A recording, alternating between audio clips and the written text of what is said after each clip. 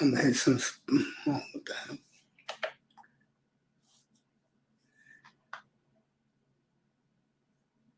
I'm gonna hit some spots early. Good morning, everybody. Before my guest come up here, he's supposed to be here now, but if he doesn't come, well, I'll go to like 12, 1 o'clock. I don't care. But if he's supposed to be showing up now, he knew what time the show was. He was on late last night with me, with doing the Blazers and the Kings. But I'll talk about that in a minute. Let's do the NFL. Tomorrow's a big day. You got Kyler Murray fighting for his life here in New York against the football Giants, who I will honestly say their defense is a juggernaut. You know, Miami's defense is a year away from being a juggernaut defense. Giants have arrived. The little Giants, that's the little joke we made with them. If you don't like the Giants here in New York, where I live, where I reside, if you like Dallas, Miami, Pittsburgh, the Raiders, people don't expect much, as my guest has arrived right on time, and we'll get into it. I'm going to pop him up in a minute, but the Giants have arrived, folks, and I know people are not buying it. Believe it. And so has the Redskins, by the way. Both of those teams, I think, next year will have much better seasons. I know the Redskins will have stability at quarterback with Alex Smith, a year healthier. And the Giants are the Giants. Good for them. Kyler Murray, this is it, little boy. Put up or shut up against this defense. We'll find out. Vikings, Buccaneers, I think the winners and the losers out. If Minnesota wins, they're not going to lose another game. They got Detroit. They got Chicago one more time. And they got somebody else next. Oh, at New Orleans, Christmas Day. So the Saints by then should have wrapped up the 2 seed. I don't see the Saints blowing that. And then the big one, after I finish kicking it with my guest this morning, the big one's in Miami tomorrow against Kansas City. We'll get into that. But my first guest of the day is my man. If you want excellence and brilliance about making money, this man is your advisor. Good morning, B.W.S. Morning. How you doing today? I am good, young man. I think you like the way I put that in exclamation points for you this morning when I put the headline up. Man, you just the best, Mace, man. You always make it feel so, like, I don't know, you just make me feel so special early in the morning.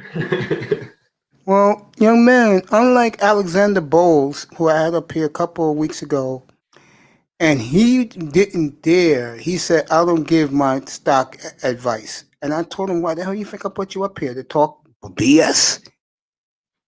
And I banished him, bro. He will never be back in here again. Because I don't like selfish people. That's the problem with our race, bro.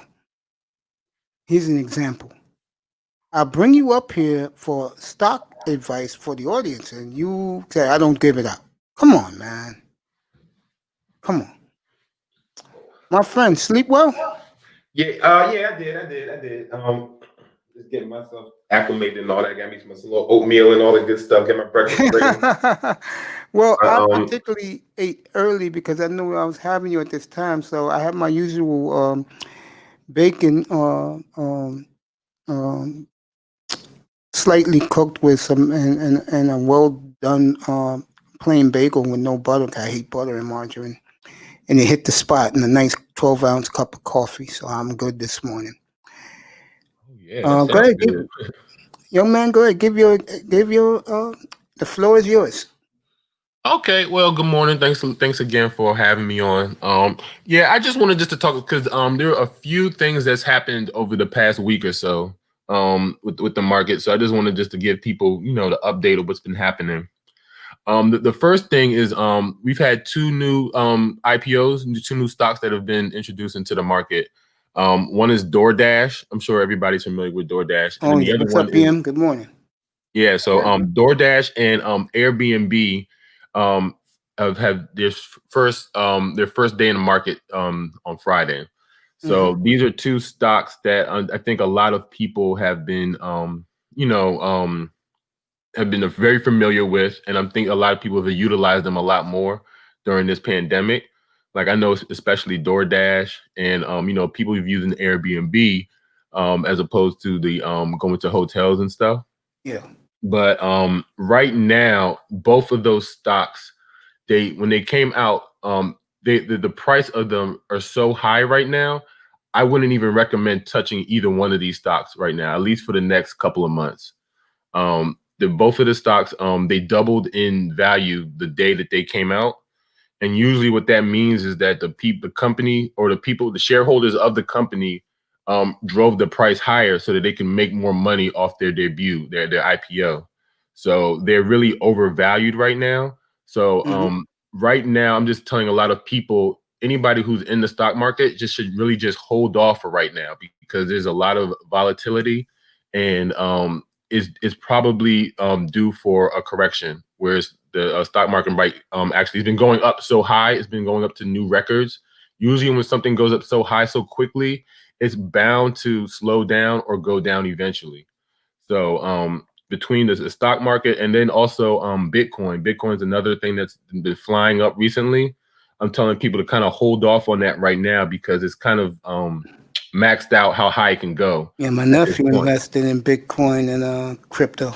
Yeah, I know a lot of people have been investing in Ripple, um, Bitcoin, a lot of other cryptocurrencies, but they usually around this time of year, they usually kind of stall out.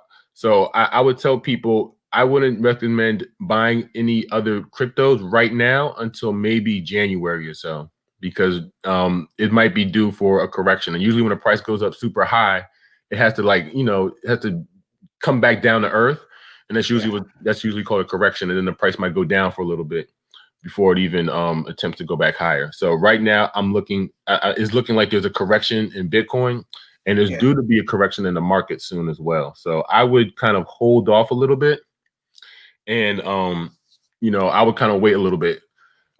Last week we were talking about vaccines. There are a Yeah. lot of different companies that are coming out with these vaccines. These vaccines are going to start. They're going to start pushing these vaccines out pretty soon. So that is something to look out for this next week coming out because we want to see who's going to come out with their vaccine. I know Pfizer has been trying to get their vaccine out first. It'll be on the East Coast next Monday, by the way. Oh, okay, cool, cool, cool. 21st. The Atlantic coastline, our coastline is going to be out for the medical workers and staff and the senior citizens at old folks' homes. Okay, well that's dope. Yeah, you That, know, that's what it's all about when it comes to this season anyway, man. When it comes to Christmas season, like it's about like looking out for people and giving that because it's about to be winter for a lot of people. So, a lot of people don't have as much as others. So it's always good to yeah, of course, be, yeah. just to be looking out for people. Because I think a lot of times people are all into, Get up let here, me get big these time. gifts and let me get all these different Your things. But partner's about to come up here. Get up here, bro. You're gonna get some stuff now, folks. I just wish Tack Man was awake, but it's what 7:15 out in San Diego, beautiful San Diego, where he lives. oh man, I wish I was in San Diego right now, Get man. up here, big time. Let's go. This is yours. This is your time. San Diego's looking pretty nice right about now. Get up here. This is gonna be a great show. Big time's coming up. You guys, I'll just let you two guys do the talking. Let me ask you this, because this is manosphere stuff, but it's the same topic. Hmm. Why is it that I have noticed that half the brothers in the manosphere, or let me just say, 30% are into this, and the rest don't give a damn? Why do you think that is? But not too many young brothers are into investing their money. I just think it's a taboo subject. I just think a lot of people don't. It's not something that is like taught in schools that often, and I think that a lot of times people don't put a lot of emphasis on stuff like like financial literacy.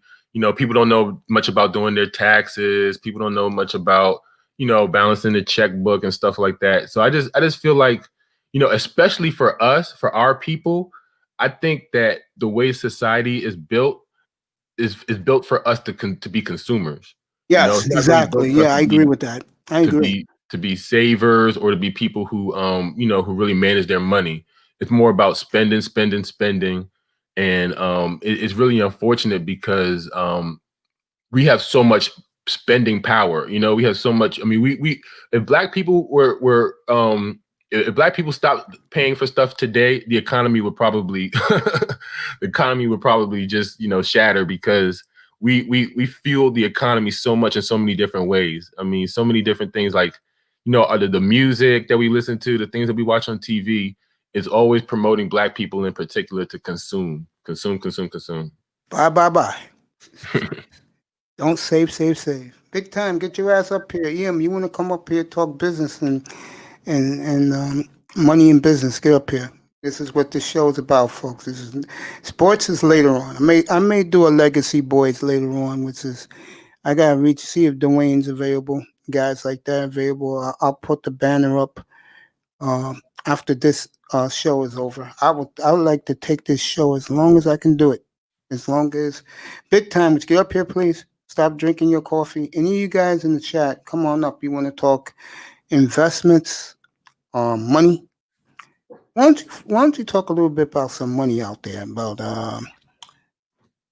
what type of stock right now, what type of investment you can make, and this is what I believe in, sir, young man, that you leave your money in there and let it grow, and then when it gets to a nice amount, you pull out. So, why don't you tell some of the audience about that?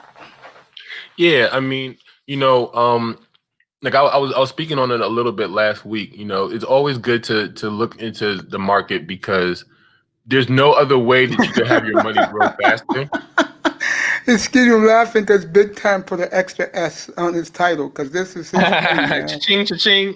Yeah, cha-ching, cha-ching. I'm gonna let you two guys. I'll ask a question, but I'll let you two guys talk about what's going on out there. Go ahead, continue. Yeah. I mean, like I was saying, like it's always good to have it, just to be aware, of the stock market because the same money that you put in the market could grow a lot faster than if you just put it like in a CD account. I tell people, when you get your tax return, start thinking about maybe putting some of that tax return money into the market because that money could grow faster than you just keep it in just save it in there for a rainy day and stuff. As long as you kind of have an idea, you don't have to like look at the stocks every day, but just kind of maybe if you have like a Robinhood app or something, you could just take a look at something, especially if it's a long-term investment. You could just take a look at it every once in a while just to see how things are going.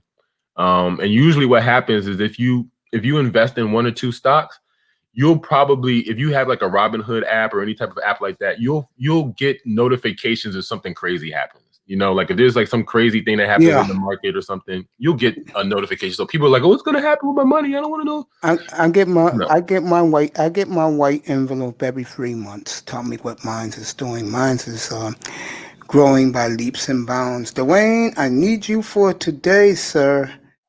I need you for the Legacy Boys. I'm gonna do one at 2 o'clock today. I need you for that. You can come up right now because Dwayne invests big time. This is your platform, my brother. Good morning, Smooth, and go ahead, throw in what you've been seeing lately on the market. Go ahead, big time. Morning, big life. Salute, big time. Good morning. What's up, Black Wall Street? How are you, sir? All right, all right. What's up, Mace? What's up, buddy? This is your floor, buddy. It's all yours. This is Black Wall Street. So I'm just No, up this is here both to. of you, man. I'm just up here to. Man, He don't put wasn't me out here here. by myself, man. I don't know. He wasn't here that People night. leave me out here hanging around, nigga. He This wasn't is here all that you, night. man. 'Cause I'm this listening to dude, you. I like to help out and make yeah, some money bro. like everybody else. So if we can That's help right, each other baby. make some money, Dwayne, heck come on yeah. up, buddy. Em, come on. Facts, So facts, uh, facts. so I don't know if you fellas have heard like about PaySafe, but PaySafe is it could be like the next PayPal or like Square. It's a young company right now that deals with mostly like gaming to where they you have to they deal with like the payments and stuff like that, but it's such a young company that you give or take where Square started, PaySafe their acquisition BTF will start. They'll acquire next year. The acquisition will start next year in the second quarter. So you got to figure right now it's like around $14. It's going to be up there. I would figure it's going to double at least to $30 or something, even more. Look at what Hillion did. Before the acquisition, it went up to $61, and I think I bought in at 17 there, but I sold out around 60%, so I didn't lose all my money. But PlaySafe is the PaySafe. Check it out. I think it's a good play. It's early Thank you, Dwayne. in the game right now. Appreciate Check it you, out. buddy. Yeah, I'm actually just taking a look at it right now, just kind of giving some more information. But it does look like a really good stock to get into, because you're right. When it comes to this digital currency, and then like e-commerce is big right now, especially with the pandemic. People are looking for different ways to make transactions online when it comes to certain things. And PaySafe does look. I'm looking at it right now. And like you said, they're acquiring a bunch of different companies right now. It does look like it's something that may be on the rise. So that may be something to look into, as a great growth stock. Yeah. So I'm just trying to doing a little diligence right now, just taking a look at it and seeing what it's about. And it does look like something that it'd be great to invest into, early. Before you guys continue, Dwayne is chiming in because he invests too. He said be up for the Legacy Boys will be on today, 2:00 Eastern. Rule of 72, compound interest. And he also said an ETF to invest some portion of your portfolio is in iPay. What you guys think about that? August. I'm looking at it right now. I'm not familiar with iPay, but I'm looking at it now. Prime mobile payments. I'm gonna invest. Before I let you continue, bro. How much is that? What's that pay thing again? So right now the ticker symbol is BTF, but the acquisition to go to PaySafe will start in second quarter of next year. So BTF, it's like around $14 right now. Oh, nice. So the only reason why I bring this up is because not only I've looked into it, there's some YouTubers that are bringing it up, a couple of them, but there's one that's in particular, mostly one, and just how he brings up they're mostly into gaming, to where they have the market like exposed in gaming. That's just them. But you have to think of where Square started out. And Square was a very young company when I looked at them this past year at about 115. But heck, you have to start somewhere. You start low, even PayPal. So there's only three big players in the game, and they all are taking three different directions. PaySafe is going to be there. I don't see why it wouldn't be. So $14 a share. I'm seriously considering putting a couple hundred on that. Let's say we put 500 invested in that. How many shares that would be? I mean, you're looking at 14 times. 14 times. It's about 4, right? Okay. 4. Yeah, maybe 4 shares. iPay is an ETF specific to mobile pay for mobile pay stocks. Yeah. That's what Dwayne said. What was that?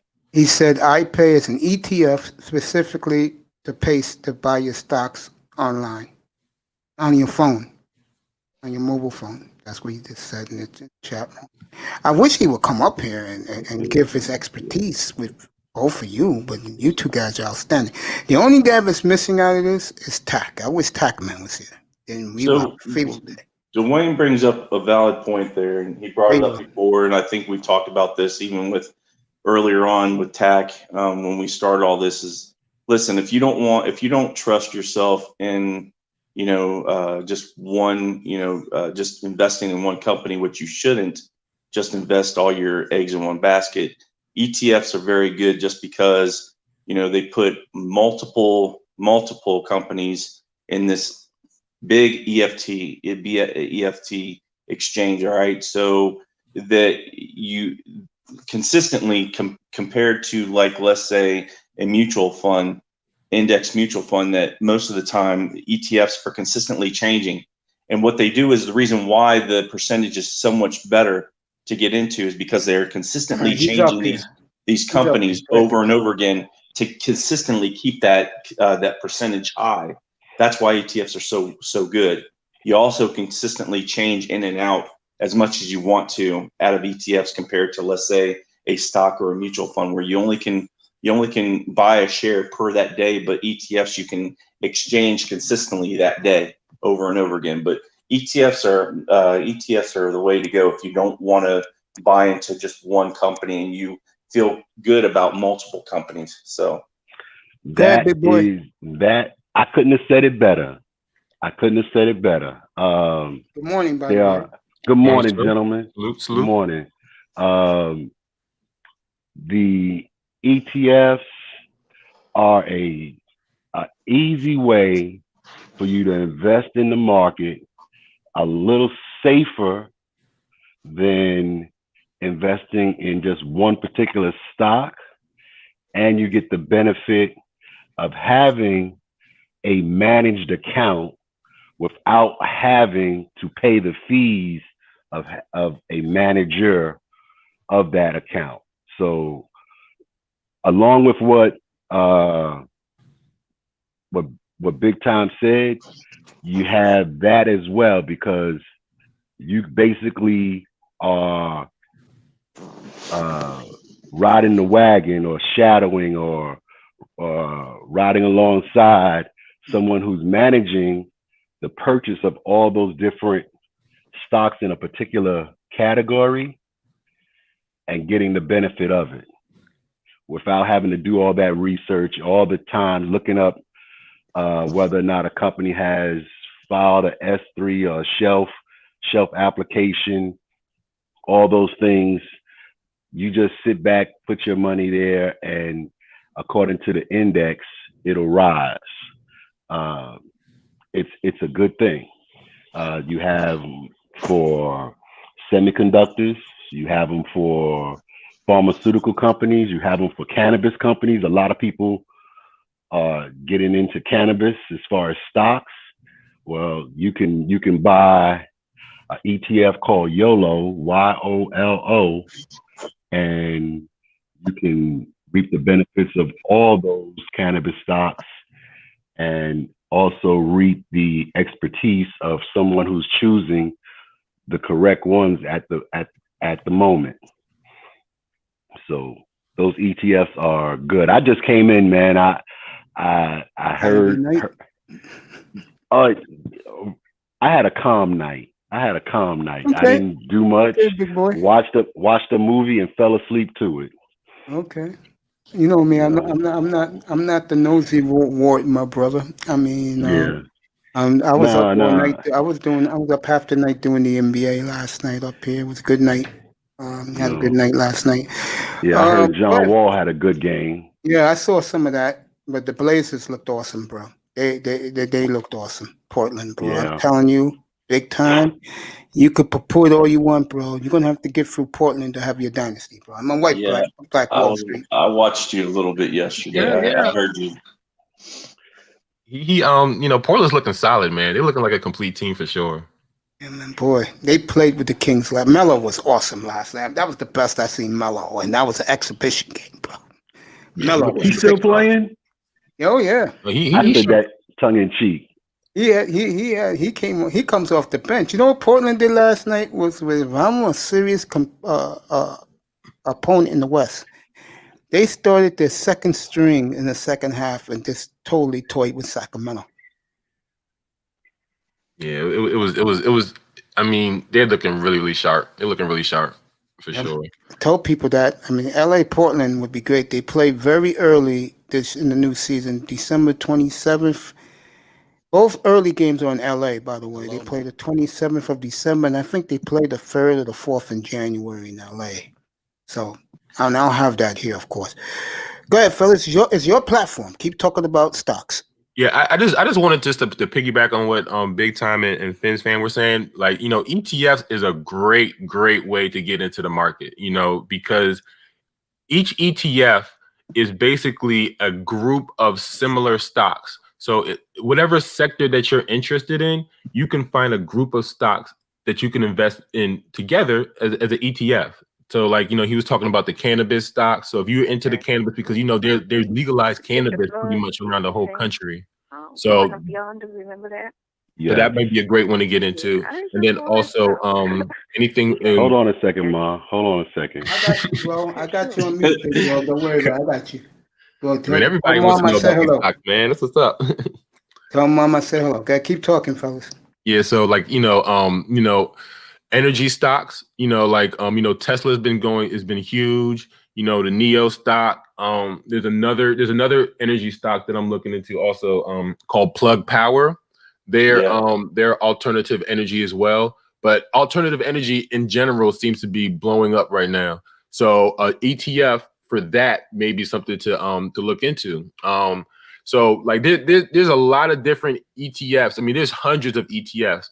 And like the two previous people were saying, man, there's a great way to invest without all the trouble of looking at one stock or one company. Like, if one stock has an issue, it might go up and down, but it's going to be difficult for the entire sector to go up and down as rapidly. So that's why it's a much safer investment, as than stocks just to get into ETFs. American Negro, what's up? Good morning, bro. If you want to pop up and, give some of your expertise on the stock market, come on up, bro. I'll drop you the link.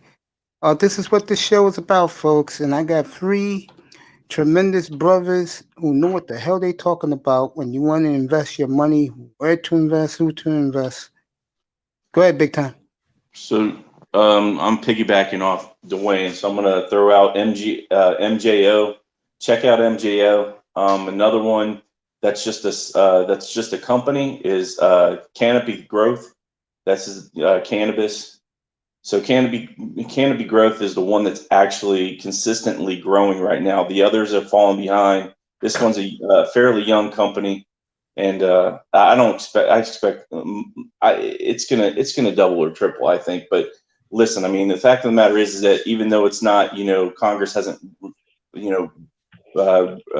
regulated it in the sense of like because I know it's consistently people are voting on it and it's still not going through, but I give it time to where when Joe Biden's in, it's the same way with the EVs where you have tons of these companies like, let's say, Neo and Tesla and a couple others out there. Yeah. So if you have too many of these companies singly instead of an ETF, you're going to see, especially if you have too many EV companies in your portfolio, you're going to see your portfolio go down. That's why they say you want to make sure that you balance it out very well. So take a look at a couple of them, pick 1 or 2 of them. And if you really are interested in the whole EV perspective, then go ahead and get into a good ETF where it's not going to hurt you as much. Because like I said, most of these individuals that are working these ETFs, they'll swing these companies in and out so that you have, so like I said, the percentage will stay up there. That's what, that's Dwayne brings up a valid point where, and just like Black Wall Street does, you're only getting 1 or 2%, if 3%, in your banks, depending on if it's good or bad, you're getting a good percentage back by getting into an ETF consistently. This is the reason why ETFs are so good. Yeah. I mean, you think about the banks only give you less than 1% on your money, and it would take you at that rate 72 years to double your money. Crazy. That's the rule of 72.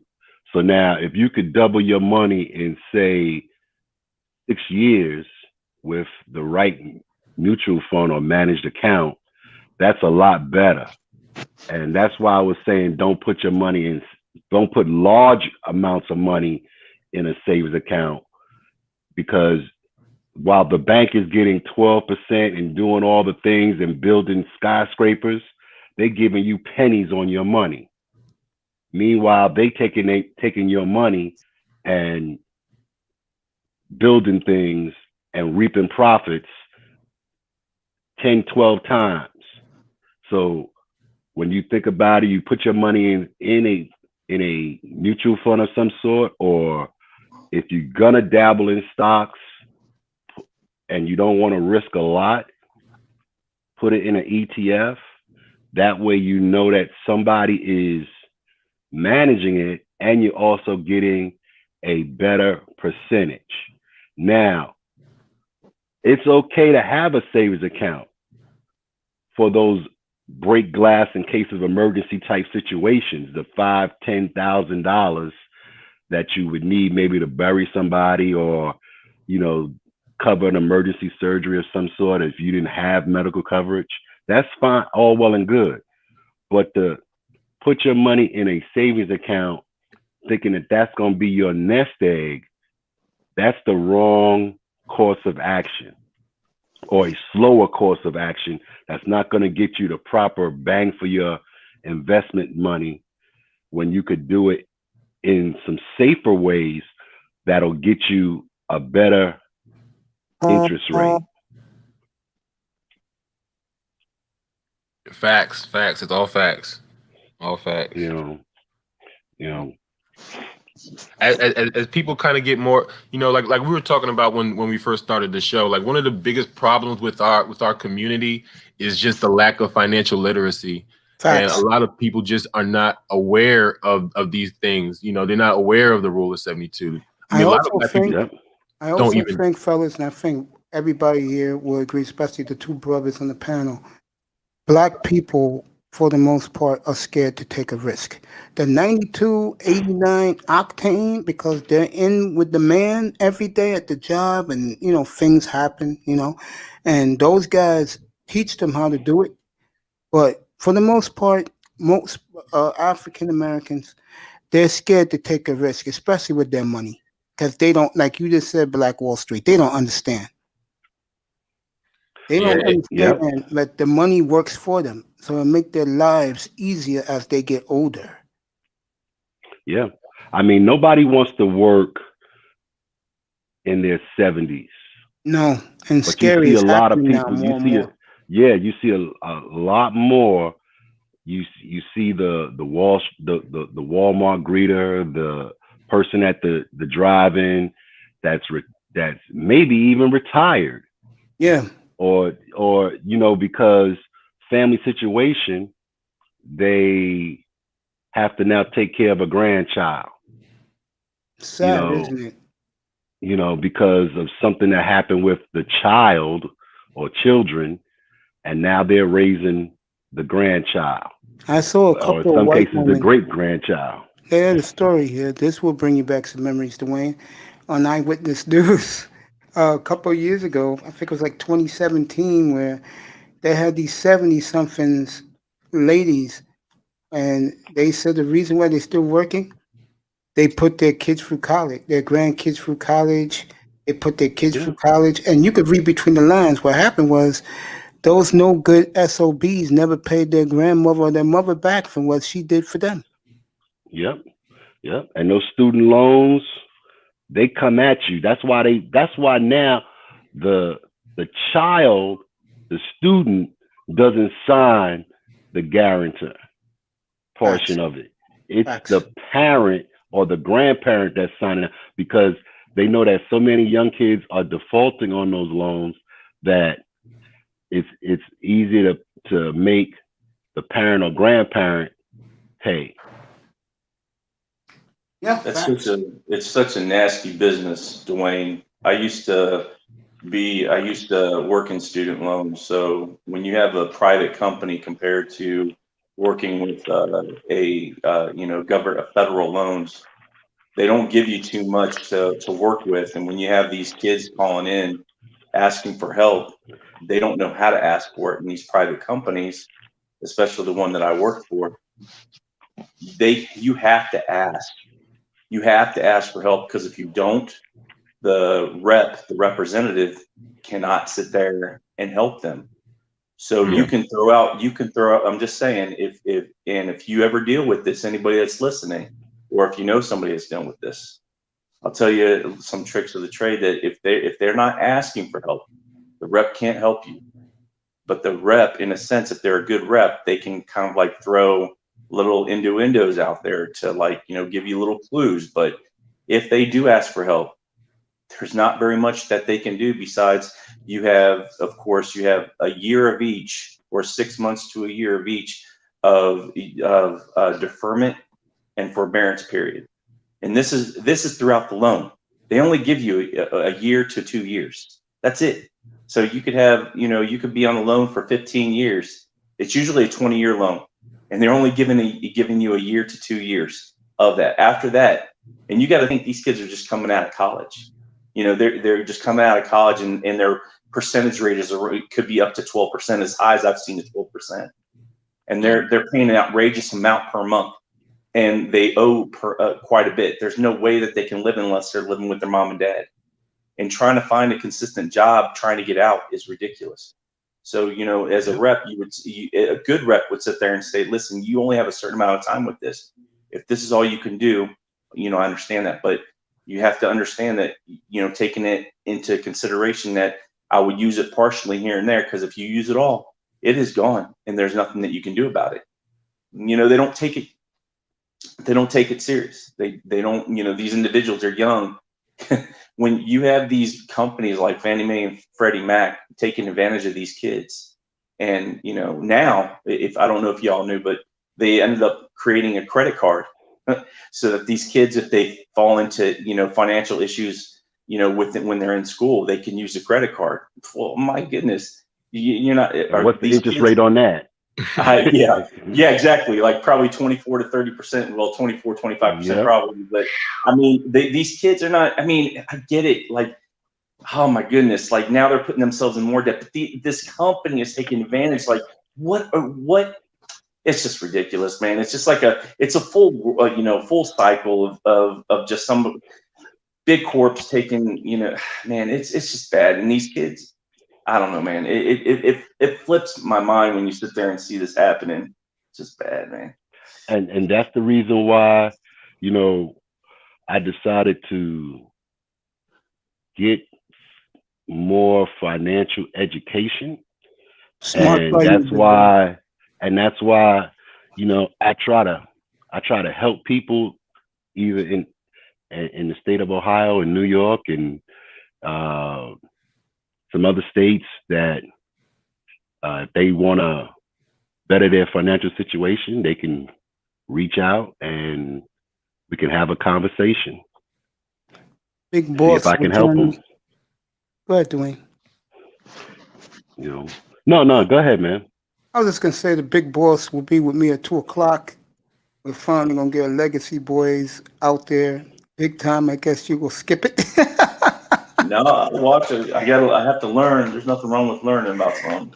It shocked the hell out of me that Esteban actually knows about that stuff.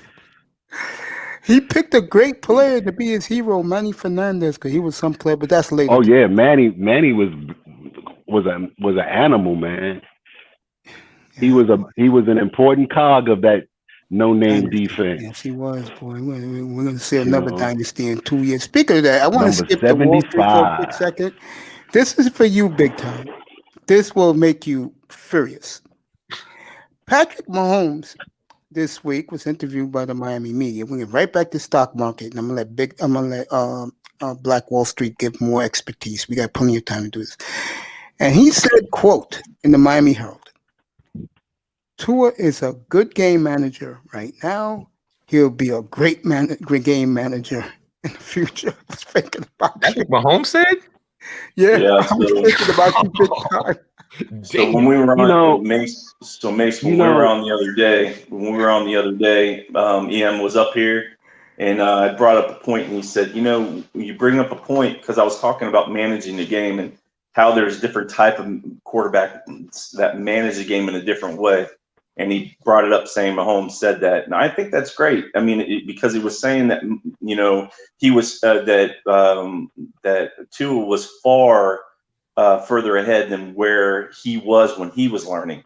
So that's saying something tremendous amount about Tua. I think Dwayne don't want to agree with this because I'm not putting words in his mouth. He thinks the way most of the fan base thinks when it comes to him. There's ways you manage the game. But why I think he's going to be light years ahead next spring camp and next year is because what the coach is going to want him to do, he's going to do it flawlessly. And I'm sorry, I was saying this last night on another platform. I'm sorry. that the fan base have a hard time dealing with what they're going to see. I'm sorry. Well, I'm winning. I mean, look at Cleveland. That's exactly how we're going to be. Look at You know, Cleveland right now. there are different levels of management. Okay, every quarterback manages a game. Okay, every quarterback, and that's why this moniker game manager is kind of it's somewhat. Sometimes it can be used as a knock, and sometimes it can be used as a compliment, and sometimes it can be used as a superlative. Preach You it, know, Dwayne. Preach so it, Dwayne. There you go. so now at your level of understanding, you are given certain responsibilities to manage. Just like the manager at the McDonald's, he's given a level of management at his level or her level. Okay, and manages a staff. The regional manager manages at their level. And then the division manager manages at his or her level. So as you go through, you go from managing the fries, you the supervisor of the fries or the cash registers. You go from that to managing the whole store, to managing a region, to managing a division. You are expected to have certain expertise. And you're not going to ask the fry cook manager to manage the region because he or she hasn't gotten that experience, hasn't gotten that learning yet. So, as Tua develops, he'll become that regional and divisional manager and manage the game at that level. At that level to where he's telling people not just to align correctly, but also through certain nuances, he'll be able to tell them, okay, you're seeing this. I know you're seeing this. So this is how we're going to overcome that by just a look. You know how many times that Brady gave Edelman a look and instead of running one option, they ran another option in anticipation of a defense that they knew they were going to get? That's the game management at that expertise level, that divisional level. Dwayne, I'm going to counter that. How was Tom Go Brady ahead. the early years when they won 3 Super Bowls with no Randy Moss, no Wes Welker, no Elderman? What did he do well with Corey Dillon? He gave the ball. There you go. That's what you're going to see, He baby. gave the ball. Get used to it. But you also during that time before Edelman, there was a Wes Welker. Yeah, but not And the he first had- 3 Super Bowls. But no, Thank the you. first two maybe, not that third one. And then he had to pass sometime. So There you that's go. where the store management comes in. The store management level of game management comes Big in. time. You see my face. So- I'm smiling. You know, you have levels of it, and that game manager moniker, it elevates according to the level of trust and responsibility that you're given by the OC and the head coach. Big time is stewing over there. Cause you know that Dwayne just proved my point, baby. Get used to it. And it's gonna be championship football, and they're gonna be winning chips with that style of football. Thank you, Dwayne. I love you. So they can, but by the same token, you know, there's going to be times in a game that Tua will be expected. Yes. Tua will be expected to come through. And he will because because he's so accurate. he'll be given that responsibility for that section of the game or that drive. And according to certain plays that are called, he's given maybe 2 or 3 options to be able to make a decision as to what he When sees on the field. I'm gonna switch teams with you because the beautiful Sheila E isn't here, and she's a New Yorker. And believe it or not, she loves the New York Rangers, but she loves the New York Football Giants. And I ain't I mad like at you to, about that. Big Blue is on point. yeah, and I like you to make her morning by explaining the juggernaut that the New York Giants defense is right now, and they are juggernaut. Oh, oh. Well, their defense, they play a 4-man front, right?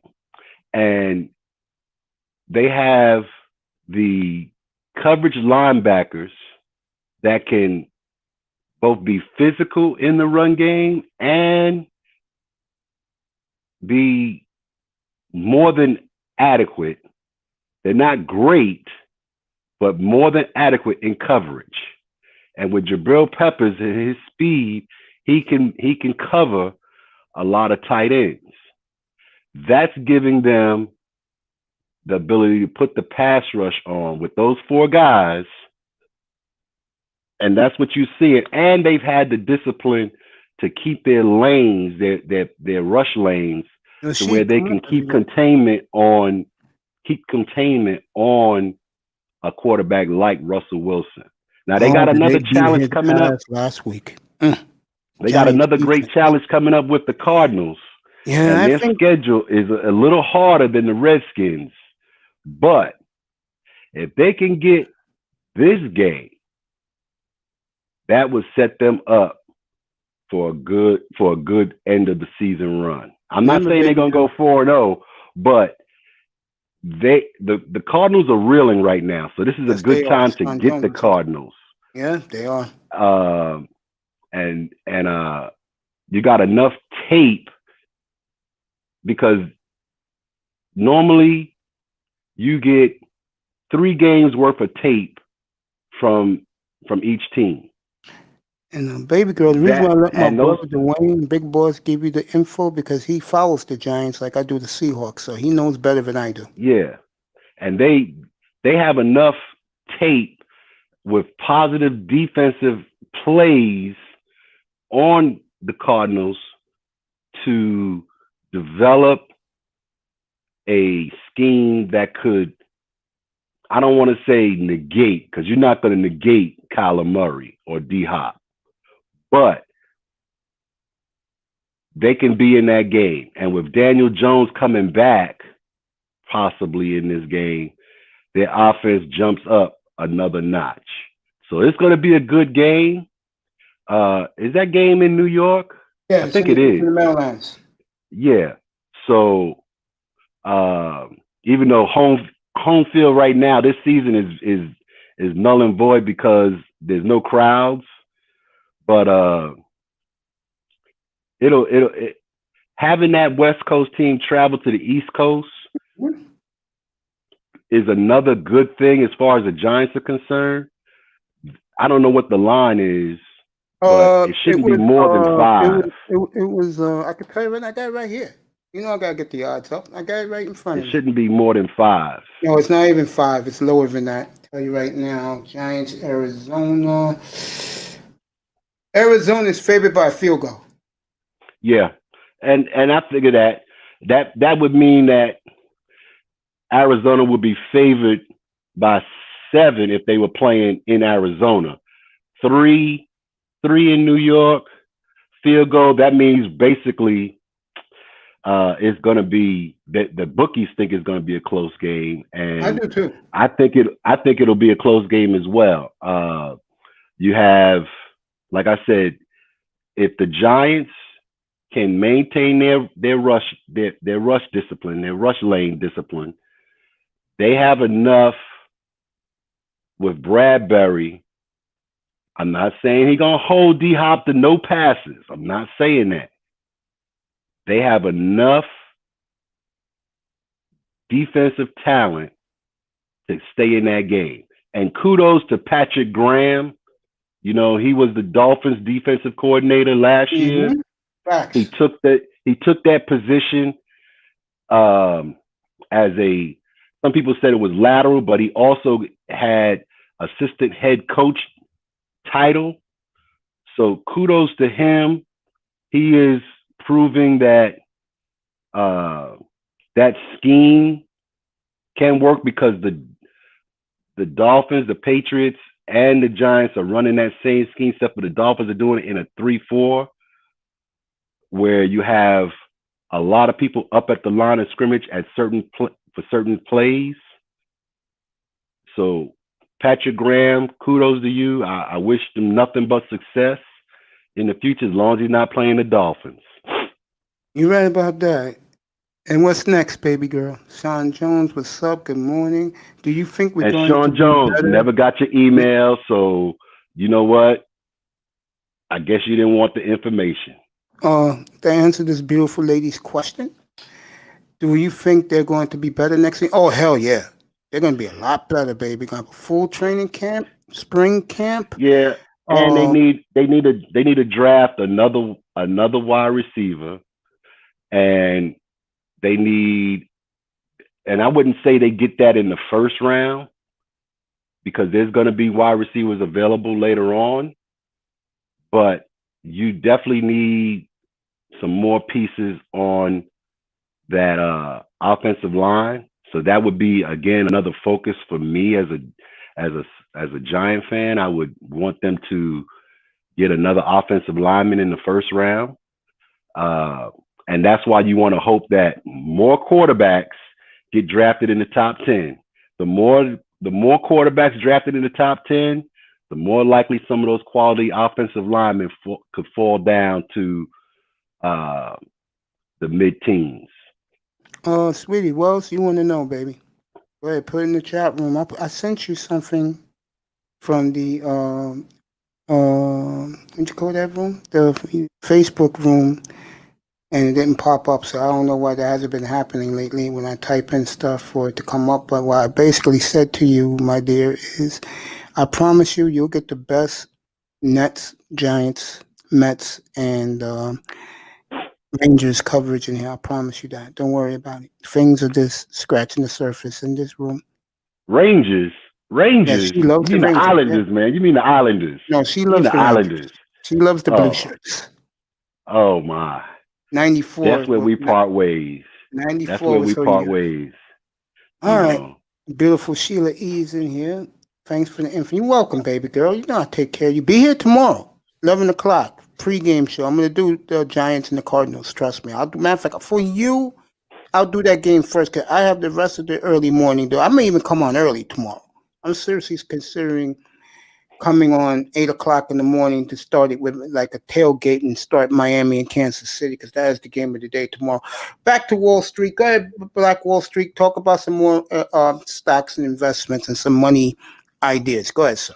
I just wanted to say that make sure you got the whole Good Morning Football about to start on, man. That's what's up, man. Like if I'm up, I'm definitely, you know what, man? It's gonna get to the point where people are gonna come to Mace Taggart before they think about going to like ESPN or NFL Network or any of those other places, because this is where you're gonna get the real deal when it comes to that football analysis, those picks, the football conversation and everything. So I'm looking forward to it. If I'm awake, I'll tune in. But I don't know. She'll be wearing her Giants gear, Dwayne, tomorrow for the pregame show. But who we wearing Giant gear? The beautiful Sheila E, the one who you was talking to, giving her all that information about the draft and everything. She's a big Giants fan. Shout out to Sheila. Yeah, man. The brothers in the manosphere, and I do appreciate this from my black brothers. I'm talking about the big time concept creators that's been shouting me out and giving me love, and I appreciate that so much. I do. And it's not me, it's the people I have up here, because they all bring something to the table. These three guys are big sports fans, but they're giving you business advice. That's what I like. You add stupidity here, you're not going to be back here again. I may not name names. Anybody, go ahead. You know, Talk it was about a it your was a it investment. was a it was a crazy ride the last probably week, 2 weeks between the pharmaceutical companies, Mm-hmm. Pfizer and BioNTech and Moderna, and then just before that, you had the big push on the EV stocks, Blink and uh, XPEV, Neo, Tesla. I can't even reach that high, man. They're at $500-600 a share. Yeah. I can't do that. But it's nice to watch and dream someday to be able to ball in that park. But Yeah, man. you know, I made a little money. I'm on the restrictions for day trading where I can't really buy the shares more than one time in a day because I'm under 25,000. But if I was to get my account up over 25,000, then I could really buy and sell on more real time, and Mm-hmm. rather than just once and sitting and waiting and watching, you know, be more interactive. And I know that's the point where you want to be, where you can be interactive and watch the dips and the rises. That way you can take more advantage of it. So I'll get there someday, soon, hopefully. But you know, those stocks provided a lot of entertainment, as well as Chris and GLSI. They in the last 2 days, and SLS, they provided some entertainment for me, where I saw a stock actually be halted because it was zooming up so fast, so quickly, so much that they halted it for about 5-10 minutes at a time, and then resumed trading on it. And then you'd watch the number just boom, fall a little bit, and then rise up more. I mean, at one point in time, it was up at 110 a share, and I had purchased it at 84, and for it to go up to 110 and then quickly drop back down to 98 and then 94. I got out of it at 92. So I made a little profit, but the jumps were so high and they halted it so quickly, you couldn't get out of it before they halted it. And that was frustrating, but the rules of the game. Sheila, yeah, Sheila, baby, you're learning a lot. Good, and you love it from everybody here. Awesome.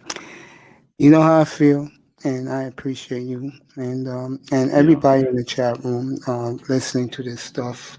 anybody Um, got like a grand, 2 grand, you could establish your own brokerage account very easily. You know, there are a lot of different platforms out there, and besides the ETFs, you know, you want to probably, maybe just to make a little money, trade in some S&P 500 index ETFs, just to be able to see the rise and fall of the market with you, or with your money. And most of the time, those S&P 500 indexes funds, they'll ride above the index for the most part, and that way you can grow a little money and grow your money from the initial startup, and then maybe go a little bit more riskier in certain stocks that you see are trending for for uh for the day. But also keep in mind, you got to check those patterns and the fundamentals. And the fundamentals are the information about the stocks, and the technical is the Hope big time comes back. the technicals, the charts before you make an investment, and never invest in something that you can't afford to lose on. Never. Go ahead, big Am time. I speaking correctly, Black Wall Street? Man, I couldn't have said it any better myself, man. I mean, this is all just incredible information, and I just hope that as people continue to come in and stuff, I hope people can take a look at some of this stuff and rewind it and really catch on some of the jewels that are in these conversations, because this is the kind of stuff that we all wish we knew like 10, 15 years earlier. Like this is the type of stuff. Oh man. This is the type of stuff that these are some real jewels that's going to help people to get to that next level. And what you were saying about you put $1,000, $2,000 to the side.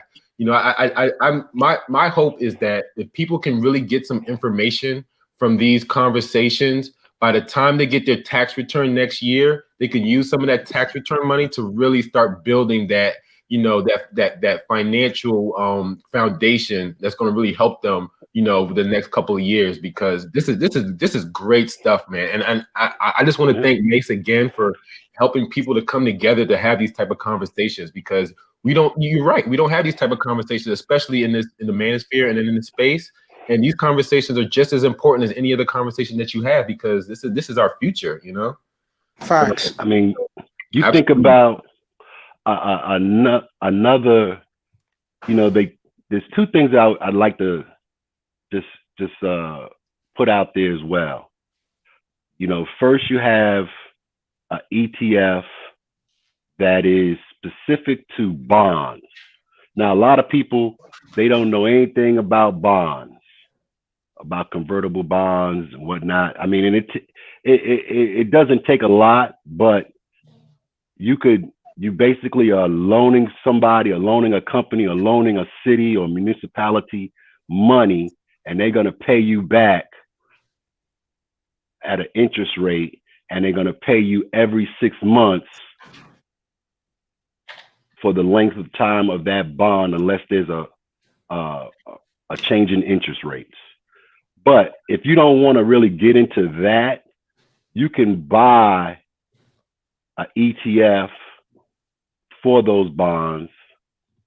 CWB is one, and I think ICTV is another that deals specifically with bonds. And then a whole nother type of investment vehicle is a REIT, real estate investment trust. Those REITs, so the property, say you always go to a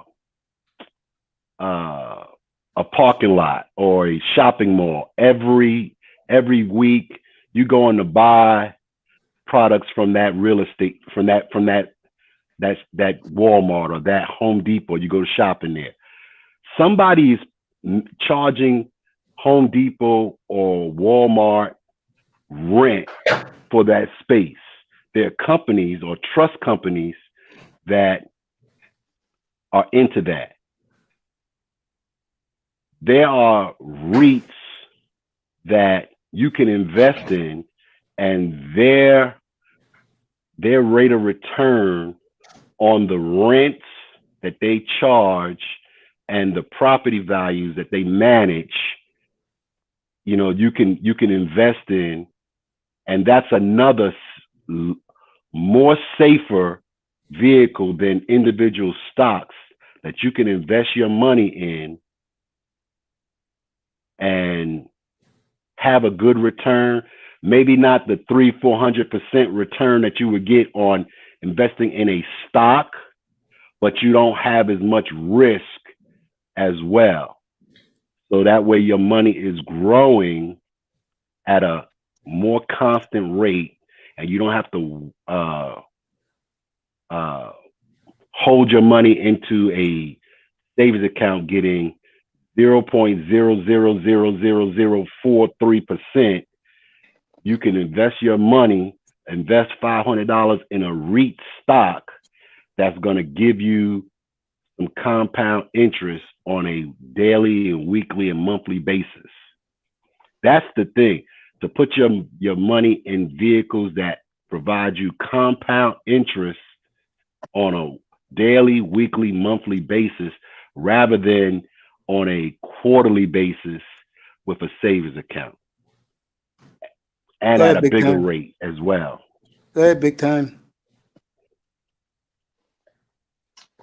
Big time. Yeah, yeah. All yours. So he was talking about REITs, and there's one that I seen, VNQ. Look that one up, and then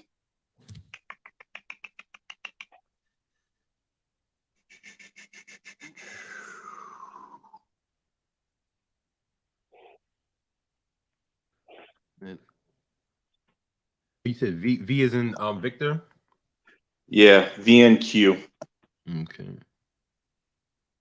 Yeah. Once you establish a brokerage account, with that $1,000, you can establish one with $60, $50. You just might not be able to do a lot of trading, but you can establish a brokerage account. Most of the scanners or the scanner platforms that they will have a scan for REITs and ETFs, so you can make your decision, and you can say you wanted to have a ETF that is environmentally friendly. Okay, so there's an ETF for that. There are certain REITs that manage just environmentally friendly situations. So if you're one of those persons who truly believe in the Green New Deal, and you want to invest in companies that are abiding by a lot of those principles, those socially responsible companies, you can invest in that way as well. You can invest in ETFs that are specific to Asian countries, African countries, Nigeria, Malawi. You can do it to support your political beliefs, your social beliefs, whatever the case may be. You can do that, and at the same time be gaining more money, more interest than you would in a savings account. Yep, that's absolutely true. That's absolutely true. There's so many different avenues that people can use, and bringing up the rates is something that I haven't even really thought about. But you're absolutely right, man, because it's compound interest. You're investing in something that's going to only grow over time, and it's a safe investment. A lot of like you're talking about, black people just not being afraid to jump in the market because of the lack of information. But that's a great avenue that people especially who aren't that familiar with the market and don't have the time to look into the market all the time, every day. That's a great way to get started. I mean, ETFs is one way, but you can even do an ETF with the REITs, and that's an incredible way to do it because you're reminding me of something. The founder of McDonald's, he tells people all the time that he's not in the burger business. His business isn't food. It's real estate. Real estate. That's the main reason for all the McDonald's everywhere, is because the guy is a real estate guy. He wants that commercial real estate. So his name is Ray Kroc. Yep, Ray Kroc, exactly. And that's the main goal. So when you look at all these companies, especially these these little strip malls and things that are popping up out the blue, and that people are going to be shopping at these stores, another great way to look into it is say who's in charge of this property. What is this Vanguard? You want to know where the where that is coming from, and then you can invest in that as well. So I'm just to piggyback off the Fins fan, is just that, absolutely, man, rates is a great way to especially if you don't have that time to look at it all the time, to look at your stocks and to trade it, in and out. If you just want to put your money into something for a long-term investment that's going to make you more money than just holding it into your savings account, your rates are a great way to go. Shake Money makes an excellent point in the chat room. I'm gonna give it to you, Dwayne, in a second. He said, "I wish they taught this in school. Help these kids out of school." Go ahead, Dwayne. Absolutely. Oh, well, you know what? I was listening to somebody who made a quote, and this is specific to Shake Money. Shake Money. The lion doesn't teach the gazelle how to avoid it. Facts. Okay? And would you like me to say So, that in English for you, Shake Money, what Dwayne just said? Want me to do it for you in English? I'll do it. It's my network. I'll do it. This is what he's saying in English. The white man is not going to teach the brown kids how to beat them in their own game. Continue, Dwayne. thank you. Yeah. So that is why you don't get that education.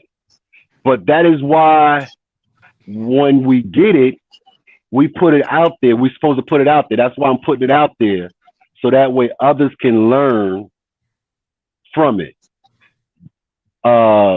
Black Wall Street made a good point about investing in the REITs, and I'll go a step further. Okay, the place that you rent your apartment from, or the company that you have your mortgage with, you giving them money, and they making money off of you. You could take your $50 a month, buy stock in the REIT that you live at. That way you are making money with them on you, and you pocketing it. That's another way to look at it. Look at the products you use. If you have a cell phone, you could buy stock in Sprint or T-Mobile or Verizon or AT&T.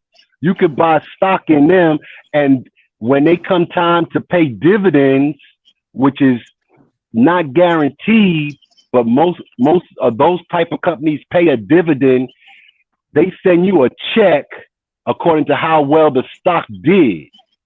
So that way you paying yourself for using a service that you would normally use anyway. But now you're getting money off of that. By the way, guys, So big these time. are Dwayne, Go I'm ahead. sorry. I was just going to say big time put something in the private chat for everybody to go take a look at. Continue, sir. Okay. These are ways that you can make money off of the services that you're paying for. That utility company that you pay your gas bill to, Con Edison or AP or whatever the case may be. You could buy stock in those companies, or find out what ETF is buying stock in that company and buy the ETF if you can't afford the stock purchase itself. But these are ways that we can get paid off of the services that we use or services that we are paying for, and get compound interest on it, rather than putting that $100 into the savings account long term, or putting $40,000 in the savings account and getting less than 1% interest. Invest that money into a mutual fund or ETF or a REIT that you're utilizing anyway through your services or through your social beliefs, and make some money and make compound interest on it. Black Wall Street. Yeah, I mean that's an amazing way to look at it, and that's when we did our when we first had our show like a month or so ago, like that's what got me into the market, because I saw that there's certain companies that are going up depending on the products I buy. The first stock I ever bought was Nike stock. And it was because, I used to be like a shoe guy, a Jordans guy.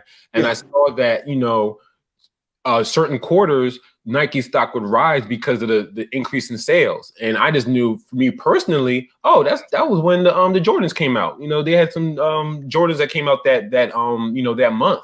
And so I was aware that, I had an understanding of why that stock rose. And what you're saying is so important, especially for Black people, because Black people, we are primarily consumers. You know, we spend so much money on these products. It makes perfect sense to also invest in these same products that we're paying for. You know, I mean, I think about like Yum Brands, and Yum Brands does KFC, Taco Bell, Pizza Hut. You know, people buy those things all the time, especially Yeah. during the pandemic. You know, that's just something that people can invest in as opposed to spending that money for those $5 chicken boxes and all that other stuff all the time. I mean Yeah. really, because you know, it's just a little bit of money per month that you invest into these companies that could give you financial stability in the future. Big Yeah, time. Go and ahead. think about it. Think about it. I'm sorry, big time. I'm gonna be real quick with this. Think about it. You buy 3 pairs of Jordans or Nikes, That's 3 or 4 700. every year, right? Mm-hmm. Yep. That's somewhere about anywhere between $600 and $1,000 that you just spent. Facts. You could have taken that money, And invested it. invested it in Nike, and be making money for the next 50 5 to years. 10 years. Even 50 years when you think about it. Okay. Nike's never going away. Nope. They're not going away anytime soon. Big time. Okay. Go ahead, bro. Big time. I didn't know Dwayne was done. Yeah, he's drinking. Yeah. He's having his drink, bro. Go ahead. I don't know if he's Since I drinking can't have a juice or pizza, what. I'll have a cup of juice. Yo, I apologize the other day, bro, because I saw you was hiding out of the camera, so you won't see it, bro. Mm-hmm. I apologize. I was not taunting nobody. Seriously, I was hungry, bro, because I don't eat much. My energy is into this. And to be honest with you guys, my energy is to staying alive, bro, with this shit I go through 3 times a week, bro. I need energy. You know what I'm saying? And when I do this, it makes me feel good. I'm talking to great, intelligent people, and it makes us all shine, bro. I keep telling everybody it's What's a up, Shake we, Money? not a me. It's a we. Go ahead, big time. No, I mean everybody's making great points. I think we're a product of our environment though. So, you know, I've never Facts. had a chance to, you know, I moved around a little bit, so I never had a chance to take part in a great private school. And usually I would think private schools give you this opportunity to, you know, learn more a little bit about economics. And I only learned about economics when I was in my, you know, mid to late 20s, when I was in school. So, and the only reason why it was so important to me is when I worked warehouse when I was in my late teens to early 30s. So you had a bunch of older gentlemen that you would, you know, friends with, and you would know how important it is to build a 401k, to build a balance, to build a foundation for your future. So, and mostly the average of people, you know, individuals that are build a foundation within a 401k or start getting into the stock markets around 40 years old anyway. So it's not, you're never too old to invest. And, you know, Dwayne said earlier that, you know, Tesla's too high. Well, that might be true, man. But, you know, I think Amazon's too high, but it doesn't necessarily mean we can't. This is the best part about it nowadays, that they start giving you opportunities to actually build an investment, to have a part of a Facts. company that you want, like ETFs, like we were talking about, or fractional shares. You can basically put a fractional share into a Tesla. You can put a fractional share into, you know, Amazon, anything you think of, Bitcoin or anything like that. So that's a good thing. So real quick, 3 shout outs to Chris Sane. He's an investor on YouTube. Young guy. I've talked about him before. He's Yes, up you have. $97,000, and his goal was to start it from 0 to 100,000, and he's almost there. You have another guy that you need to look at is Stock Up with Larry Jones. He's very good as well. And then Stock Mo. Those are the 3 I would suggest. Check them out. You'll learn a whole lot from them, and you'll learn the newest stuff, newest trends and stuff like that. But there's a real estate, there is a .com I need to look up. I thought I had on my phone, but I don't. But this .com gives you an opportunity to actually, it's very much like REITs, but it gives you an opportunity to invest in properties, kind of like a Airbnb, in a sense of where you can actually invest in these properties and be an owner. And that's what it's all about, and not have to worry about the ins and outs of actually the, cleanup and, making sure that, everything that you have to sell, because all you're doing is investing. That's what you're doing without the casualties, basically. Real quick, a couple more things. So if we all know who Apple is in the iPhone, there's a company called Qualcomm, and what basically they do is that they put the chip in Apple, in their new Apple phones. But Apple just announced yesterday, my brother told me that Apple's going to start putting their own chips in there. So that should take a drastic drop to Qualcomm's stock. And then you got to think, once Apple starts creating their own chips, Apple's going to, boost up again. So that's again, if you haven't invested in Apple, especially in Apple, then you'd want to look at that. That's a big company. Nanotechnology, Nano Dimensions. Check them out. Nano Dimensions is a 3D printing company, and ARK Investments has like put so much money into them. Check them out too. I bought them at like $2.50. They're up almost like, I think they're around $6.50 to $7 around that area right now. But they're a company to look at in the future. Now this is going to be future, 10 years down the road, but just look at it in the development of what they're going to do when you read about them. It's going to be a company that is, I think, is going to be. What's the ticker symbol? NNDM. Give me a second.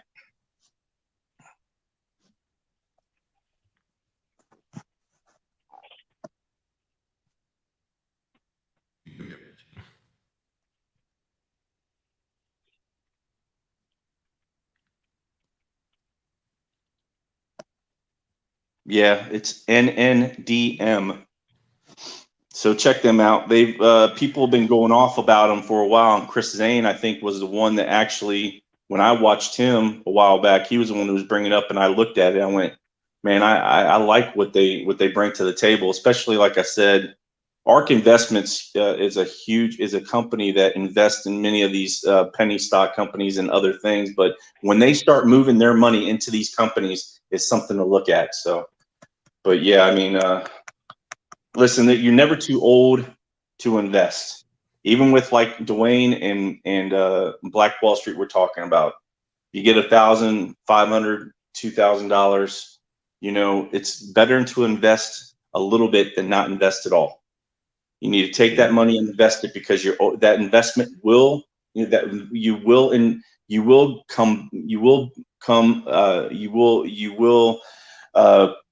put forth a foot ahead than actually take a foot and behind in that sense. So, I talked to my son, he's 23, about these things, and I show him certain things with the stock market and with compound interest. So for example, I showed him that with a $100 investment every month in a mutual fund that's going to get you anywhere between 7 and 12% on a monthly basis. After 20 years, you have 6 figures. You would, and after 20 years, you'd have $36,000 total. But if you invested that in a mutual fund that would get you anywhere between 7 and 12% on a monthly basis, which is on the average, if you pick the right mutual fund, you can have 6 figures. And if you did that with $500, you'd be a millionaire after 20 years. And that's not putting something in a stock. That's just in a mutual fund that's going to get you a certain percentage every month. Now, people don't learn that in high school. They don't learn that in college. I know because I've been to both. I've graduated, gotten my degrees, and they don't teach you those things. They teach you somewhat about compound interest depending on whether or not you take some business or finance courses. But for the most part, you don't learn about how compound interest can positively impact your life and the importance of it starting early. And that's where forums like this can help younger brothers and sisters, but it also helps out those who are mature as well, because you learn that it's not too late to positively impact your life and create generational wealth Facts. for your family. Agreed. You know, these stocks that the the four of us have been talking about, and I see that Nano is has it's an ADR. That means that it's a foreign company, but it has American deposits. It has grown continually. I like the look of that. I'm looking at the weekly chart, which is on my settings. It's a three year look back. It looks pretty good. Thank you for the tip. And I'll look into the fundamentals of it, and more than likely we'll make a small investment and see how it goes. And these are the things that we all can benefit from, because Big Time just gave up a stock tip. We have to all investigate it, because not everything is for everybody. But the fact that we're able to pass this information to each other is a good thing, because a lot of entities don't want to teach the gazelle how to avoid the lion. Yeah. So Dwayne brings it up, like, we're not professionals up here. I keep on hearing, like these YouTubers that give the information. Again, they say they're not professionals. They give out the information. We still, as individuals that listen, we still have to do our due diligence and research it. And it's up to you if you like it or you don't like it. And if you do, do what you want to do. But I'm not telling you to do it. I'm saying look into it. This is the best part now within like the YouTube era, this media era, is that you can actually look into these things, and you'll find the information a lot faster and quicker. Doesn't mean some people are not going to steer you the wrong way, but you can find these things much faster than you would have prior, and the information is there to learn. I was telling Black Wall Street, and I'll throw this out there, is that again, when we're learning, it's going to be up to us to teach individuals that are around us that are not as educated, or maybe I'm not as educated either, and I'm willing to learn and listen, so we can teach the young individuals that are older than us, so they understand how important it is. Because if nobody teaches anybody, and we don't spread it forward or pay it forward, so to speak, nobody's ever going to learn. And this is what it's all about, is helping people learn, helping people better themselves, no matter who they are. It's about bettering ourselves, being better individuals in the long run. Well, I mean, a year ago, I wouldn't have known what an ETF was, but through situations and the fact that there's more time to sit in the house because of COVID, you learn things, you read things, and you're like, okay, now it makes a little more sense. Now I see the benefit of it, rather than, putting your money in a savings account or putting all your money, all the money you saved in a savings account, break some off, invest it so that that money can grow. You should always have a checking account because that's where you pay your bills.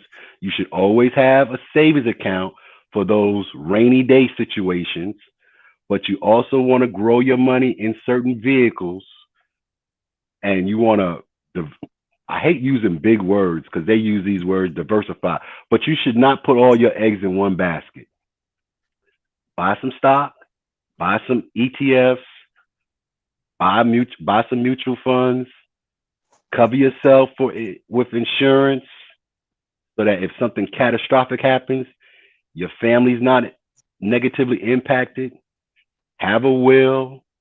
All these things you should have in place along with that savings account and that checking account, because they all benefit your family and all help you provide generational wealth. And that's the thing. We all may not be LeBron James, but we can still provide for our families so that our families aren't in a worse situation, or because of a situation that occurs, now you have the family negatively impacted long term. Yeah, I agree with that. And even though I just came in, I get a hint what you're talking about. Yeah, I'm a big believer that the one thing I did, and I'm proud that I did it, is that in the years I worked before I hurt before I had to can't use my arm no more, to put my nephew through college, his first 2 years. Now that it's 11 years, 12 years later, and I look back on it, it was the best investment I ever made in my life because he is invested. He got his own business now. He has his LLC, and he's making money in the graphics art design world. So for me, the money that I made when they were children paid off. Totally agree. If I Yeah. was one of these guys, let me put it this way: if I was Finn 30 years ago, I can't believe it's been that much time. 25 years ago, I'll be broke right now. But instead, I have something nice that I've saved up.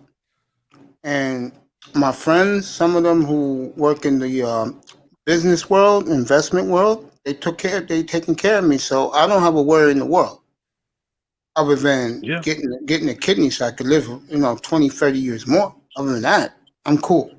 And Yeah. when you, as a black person, if you don't realize that put some money away for a rainy day or take a risk and invest some money and go with the right people. Don't go with somebody that's going to take your money and don't give a F about you. Go with the right people so you can trust them and your money will work for you. Yeah. Yeah. I mean, we're all saying the same thing. Manage your money. Make sure that there are certain portions of it that you can allocate towards a investment vehicle that can get you compound interest, so that way you don't have to be working out here at a McDonald's saying, welcome to McDonald's, how can I help you, just to pay your light bill. Sad. Very sad. It's sad. Because the utility companies, they don't care. And even though they say they'll put you on a payment plan, okay, and defer that, a lot of times as soon as you miss that one payment as part of that deferment payment plan, the whole thing comes due and they cut your lights off, and some people's rents are associated with them having their utilities. And if you don't have utilities, even though you paid the rent, you can still be forced out of your place of residence because of that. Crazy. Yeah. crazy. Yeah. Big time. Go ahead. So one other thing, you talking about, percentages that you can, Dwayne was talking about, compound interest. Look into companies that give you a dividend. All right. Yep. So like, let's say AT&T for one, or another one that gives you a really decent one in return would be, Waste Management. I'm just naming two of them, and they both give you a dividend every month. All right. The more I'll break it down for you, but it's just common sense. The common sense part of it is the more shares that you buy, then of course the more dividend that you're going to get from that company. So if you're looking at, let's say, Waste Management that maybe gives you $1 dividend per month, if you have 20 of those 20 shares that you bought, you're going to get $20 every single month from them until they stop giving you that dividend. Now, the only reason why they would stop giving you that dividend is that maybe, they're maybe the company's either downsizing or they're losing funds to where they're trying to, like, let's say AT&T, they've had some debt and they're trying to get rid of the debt and then come back and they'll give you that, they'll hold the dividend like Disney did just this past year or this year because of the pandemic. But that doesn't necessarily mean you would get rid of that stock. I mean, look at what Disney's doing, and they have a great growth potential. Disney does. So again, dividend stocks as well. Look into them, and again, ETF. Looking into an ETF that has dividends companies in there, and you can actually buy an ETF into that. That's something else to look into. Also, Nice. if you don't want to get taxed, and put like some ETFs together as well as some companies and put it into an IRA. It's a very good, especially for a young guy like myself or anybody else in here, that you don't have to pay the taxes later on. You're paying the taxes now. So at the end of the day, and you get that growth within what you put into it. So that's something else to look into. There's a lot of ways by being taxed. Of course, that's another way of getting into something else, that you have to do your taxes, but you always get that 1099. So, but yeah, that's another thing to look at if you're looking for potential growth is dividend stocks. See, Hyphen, what's up, bro? Good morning to you. Esteban, you got anything to add? Good morning to investing. Good morning. I'm just listening to you guys. I know a little, but more on the retirement side. You could talk about that. Like once you save your money, a lot of people don't know that when you're retired, you get taxed. But you can invest into, and I'm pretty sure Big Time knows about this because he sounds like he's pretty well educated on the finance side.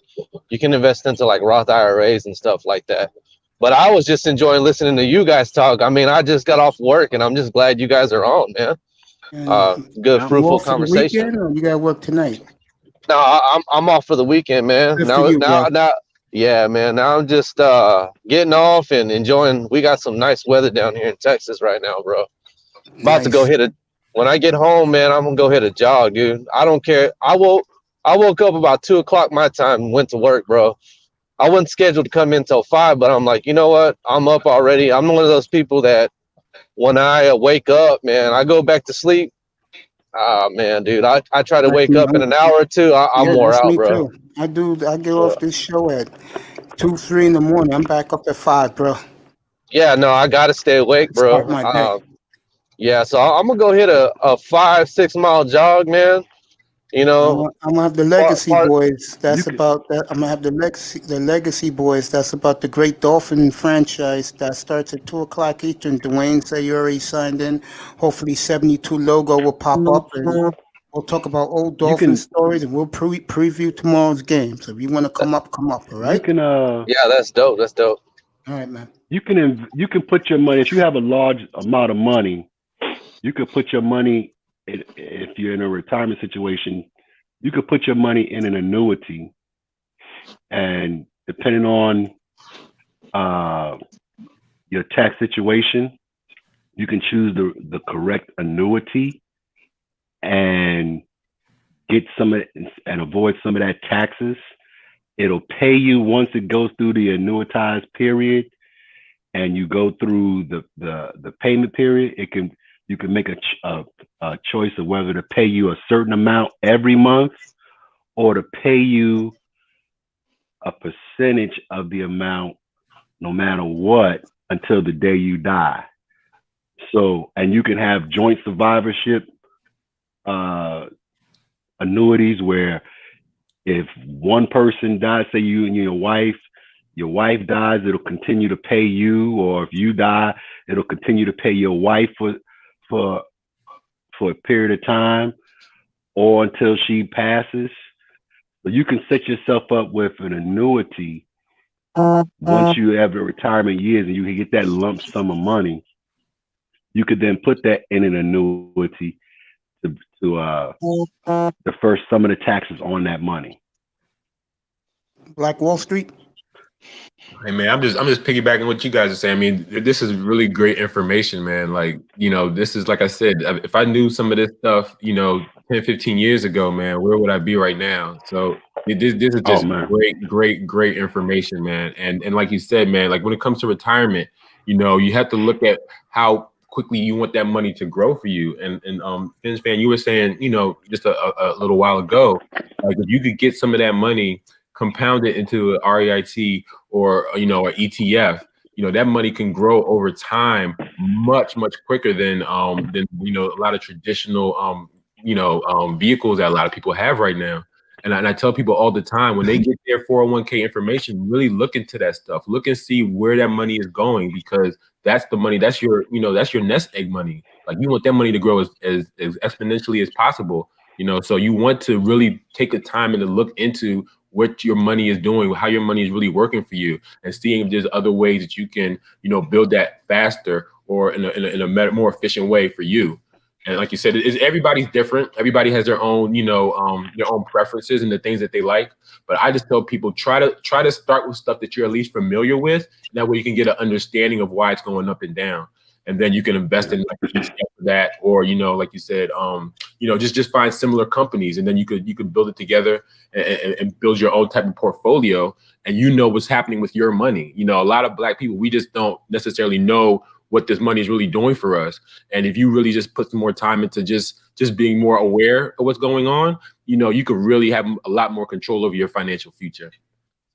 So Black Wall Street, for example, let's say you have a Kroger and a Walmart in your area and you do a lot of shopping there. Buy 10 or 20 shares of each. That's not going to cost you a lot, but you can buy 10 or 20 shares of each one of those stocks. In the situation, I'm not sure if they both pay dividends, but if they did, you're getting paid for a service that you use.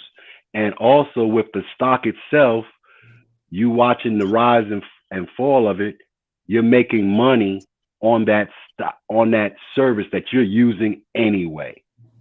So it's a win-win, but we just got to have the scales peeled from our eyes to see that all these opportunities are available to us.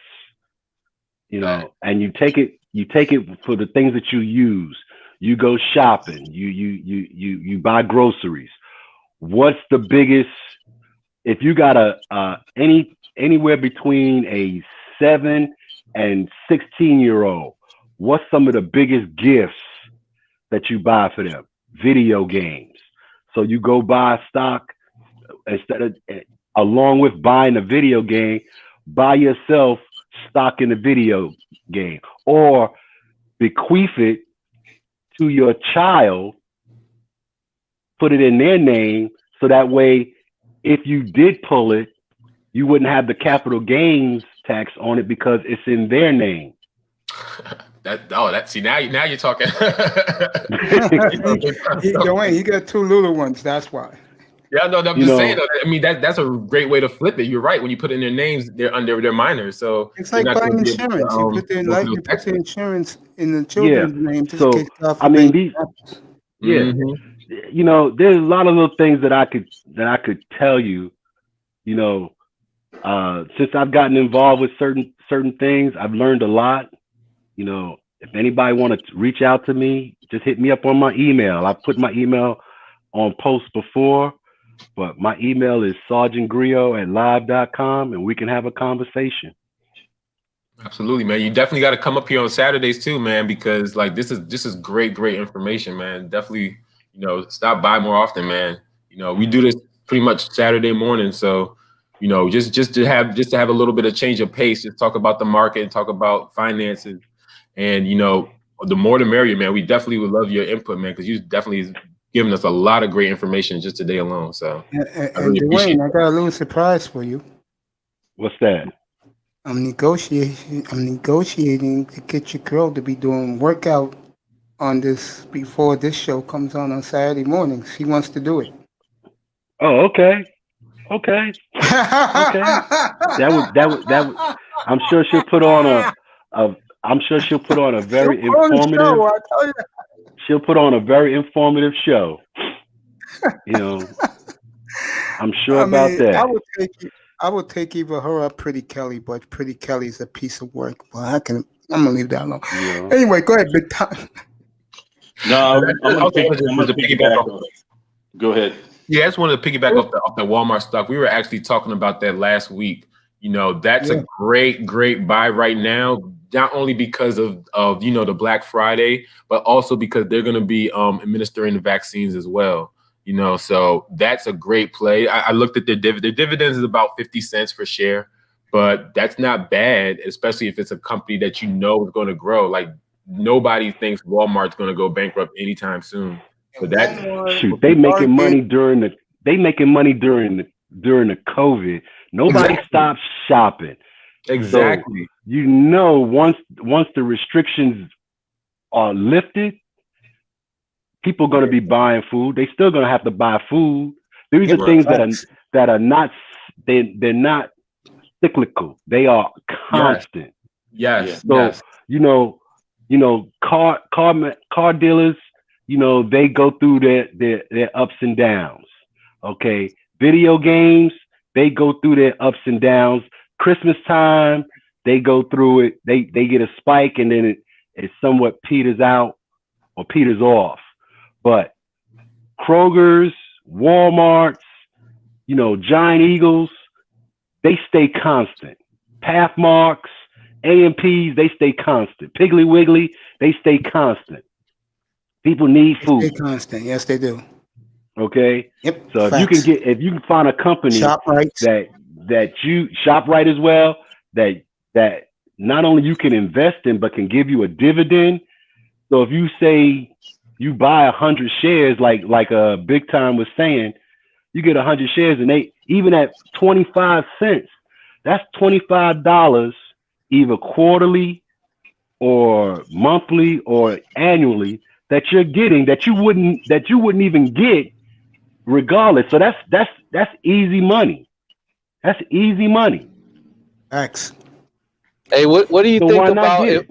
What do you think about okay, so when the Great Depression happened in economics, we were taught that tobacco and alcohol sales never really went down. They actually went up. Facts. What do you think about smoking? Yeah. So what do you think about investment in the alcohol industry, tobacco? Maybe now you got THC and marijuana coming up in the future. Yeah, we talked about that earlier. Well. Oh, did you? Yeah. Well, tobacco, the alcohol, you have to be. I mean, yes, people are going to buy their vices no matter what, but the sales of the alcohol to the bars and the restaurants, because the restaurants and the bars have been closed or limited, you're going to see a decline in their sales, which could have an impact on their price to earnings per share, which can impact the share's value. So you have to look at it. With the vices with tobacco, people gonna buy their smokes. It doesn't matter whether or not you in a booming economy, a recession, or a depression. They're gonna buy their vices. Okay. As far as the cannabis is concerned, you know, you got. We talked about this earlier. Esteban, there's a ETF out there. If you don't want to get into one particular stock, and there's a Aurora Cannabis. They are a good stock, individual stock to purchase. I've heard about them. You still have to do your due diligence. You have this stock, Grow Generation. I think they're in Canada. GRWG. I've heard of that one. Damn, man, Dwayne knows what he's talking about. Anybody up here knows if you want to get into something where you don't have to do the individual research, get into an ETF, Esteban, called YOLO, YOLO. That's an easy way to invest in multiple cannabis hemp stocks without having to do the research, and you get the benefit of management of the stock without having to pay the fees, the 12B1 charges and fees and other management fees that you would get if you bought into a mutual fund or the risk of buying an individual stock. See what you get, Esteban, when you come up here? So Dwayne brought that up, a real good point too, is that you know, paying that percentage to whatever you buy, you got to look out for that depending on how much you're going to be paying per the ETF. So that's something to look into. But another one to look into is Trinity. I don't care for the lower ones right now, just because I did have them. I sold them for Canopy Growth. That's the one to look into, just my opinion. And then you have another one. Another ETF is MJO, and that's look into that. It's a little bit more risque, but same thing, same issue, same thing that we're talking about. But rolling off what Black Wall Street was talking about, is that with the 401ks, when unfortunately with many companies, you only have when you have a 401k, you only have certain things that they'll give you to invest with, maybe 5 or 6, things that you can actually that you can choose from. So that you don't have a broad range of range to put your money in to invest in. You only have a few. So it's again, when you look at Fidelity with my brother, he works there, his range of putting his money in and switching it in and out and balancing it as you should every 3 or 6 months, he has a much broader range to work with his 401. So if you're not getting it through your 401 and you're investing and you're switching back and forth in between balancing, again, I'm gonna hit you up tonight. Another way to looking at it what is time?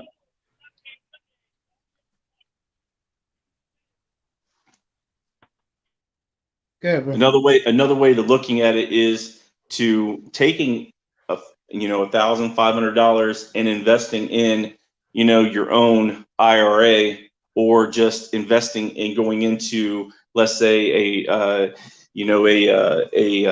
Webull or a Fidelity, and your broker and adding into your own brokerage account and adding into these companies that you feel that you use, like a Walmart, or like like Dwayne was saying, like a Walmart or a Kroger's. Now, here's the thing that I've been looking into a lot lately is American-made companies. I think it's very important for us to invest in our American-made companies.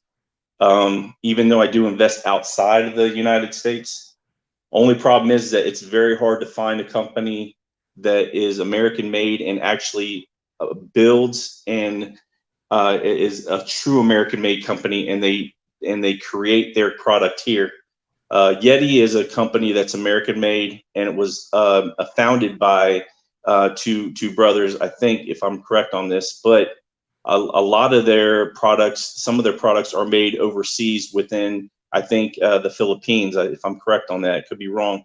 It's somewhere around there. So it makes me think like there are other companies just as good as Yeti, even which Yeti is just a company that deals with like camping equipment and coolers and stuff like that. So if you didn't know that, but you have tons of companies out there that are in the United States that are made in the United States that are built, that they continuously make their products within the United States. They're just as good as Yeti, but we don't talk about those. This is one thing we need to bring back home, because if we don't, as Americans in general, if we don't do that, then we're not going to have any economy at all to build our wealth within the United States, and everything's going to be, imported in. And what do we basically export out? I mean, besides multimedia, in general, we really don't do too much. So we really need to.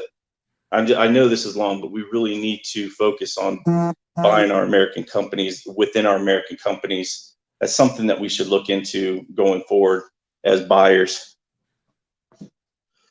Yeah, I hate to tell people this, but that's one thing that that Trump was right about. Our trade, we are in a trade deficit because of, we're so busy importing so many goods that we don't really manufacture anything in house anymore, and that's really hurting our economy and is helping build a lot of other economies around the world. So right. Yeah, I do agree with that a lot, because I do feel like, as America, we continue to like I said, we consume, but we don't produce enough. And one thing I will say about that though is I feel like a lot of the EV stocks can help with that. I know NIO is China based, but there are a lot of different companies, especially in the semiconductor space, and a lot as well. Like there's companies that do that are in house, and that you can really you can invest in. I know one that I've been looking at for the past years is called Plug Power. They're more like they're hydrogen based fuel cells, and it's just helping, like, if anybody's into trucking, that's a big thing that's going to be happening over the next couple of years, is that they're going to try to find alternative ways of using energy for those big rig trucks, more so. Yeah, like robots, what you call that, automation trucks to replace autonomous trucking. But the good thing about that industry is that America is on a cutting edge on that right now. No other country is has really invested into that as much as we have in the past. Young man? Switchback is the one to look at, and then you have Blink. Blink is a British company. Yep. Switchback is an American company, if you look into it. So if you look at both of them, Switchback is going to be the main contributor in the United States. Not to sit there and say that Blink won't come into our country or we won't go into theirs, but if in essence we have to keep what we have in America, and we have to establish, as well as I don't even know what the word I'm looking for, to buy these products within America, or we won't have an America. I think we have products here. I don't know why we don't. I understand the trade, the trade part of it that that has to come along with it in order to be allies with other countries. But we have to make sure that the percentage is more here than there, and that's not the case here. Even though we have the products here, we have very good products. Facts. Dwayne? Well, I mean, I'm going to piggyback off of it. With respect to the semiconductors, there's a ETF, SMH, that can give you the benefit of investing in an ETF specific to the semiconductor industry. It's been booming lately. Over the last 3 months, it's gone up about 6-7%. And the gentleman, I think it was Big Time, he mentioned Plug and Switchback and Blink. Those are companies that I've gotten in and out of according to the market. And then with respect to what I think it was Black Wall Street and also Big Time was talking about, the manufacturing and the lack of manufacturing. This country has turned into basically a service industry. We provide service, but we don't provide the product.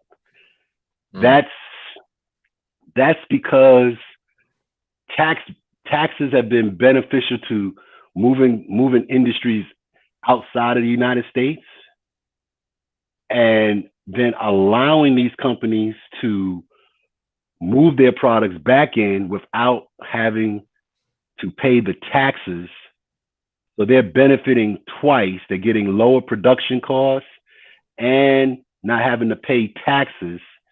You know, so yes, we should invest, but we should in companies that build things here. But we also need to put a admonishment on some of these companies that are moving their production outside of the United States just because of a tax break. And if they want to sell their products here in the United States, where they get the highest charge, because Nike doesn't, and I'm just using Nike as an example, Nike doesn't sell their sneakers in Thailand for $150, $200. Okay. But they sell it here, build it, make it in wherever they make it at in the Far East, and reap the profit. Maybe there should be a somewhat tax on them, or a you can't sell that product here because you built it outside. I mean, there's other solutions. I don't want to get into a geopolitical conversation, but there has to be something to make these companies pay their fair share of taxes and at the same time have the ability to sell here, because it's not fair that manufacturing jobs are disappearing, manufacturing itself is disappearing, but these same companies are reaping magnificent profits by selling their goods here. Meanwhile, U.S. as a whole is becoming a service industry where we provide a service, we provide consulting, but we don't provide the product. Facts. Yeah, Dwayne, I agree cold-heartedly. There should be like some type of penalty to where if they want to go overseas and they want to send their products to where it's cheaper to make, and they want to, they want to have workers there that they have to pay them less, then there's a penalty that's going to happen if you do that, especially if it's American made and you're an American made based company. And that means that you're going to get penalized for that and pay taxes on that, a tremendous tax. But by the time that you do, you would have been better off making it here in a consistent basis. And if we do go overseas in that sense to where we have to be allies with these companies because of the trade partisan, then yeah, then instead of making it 70-30, where 30%'s here and 70%'s there, it should be switched. We should have 70% of that company being able to give very good paying jobs to our American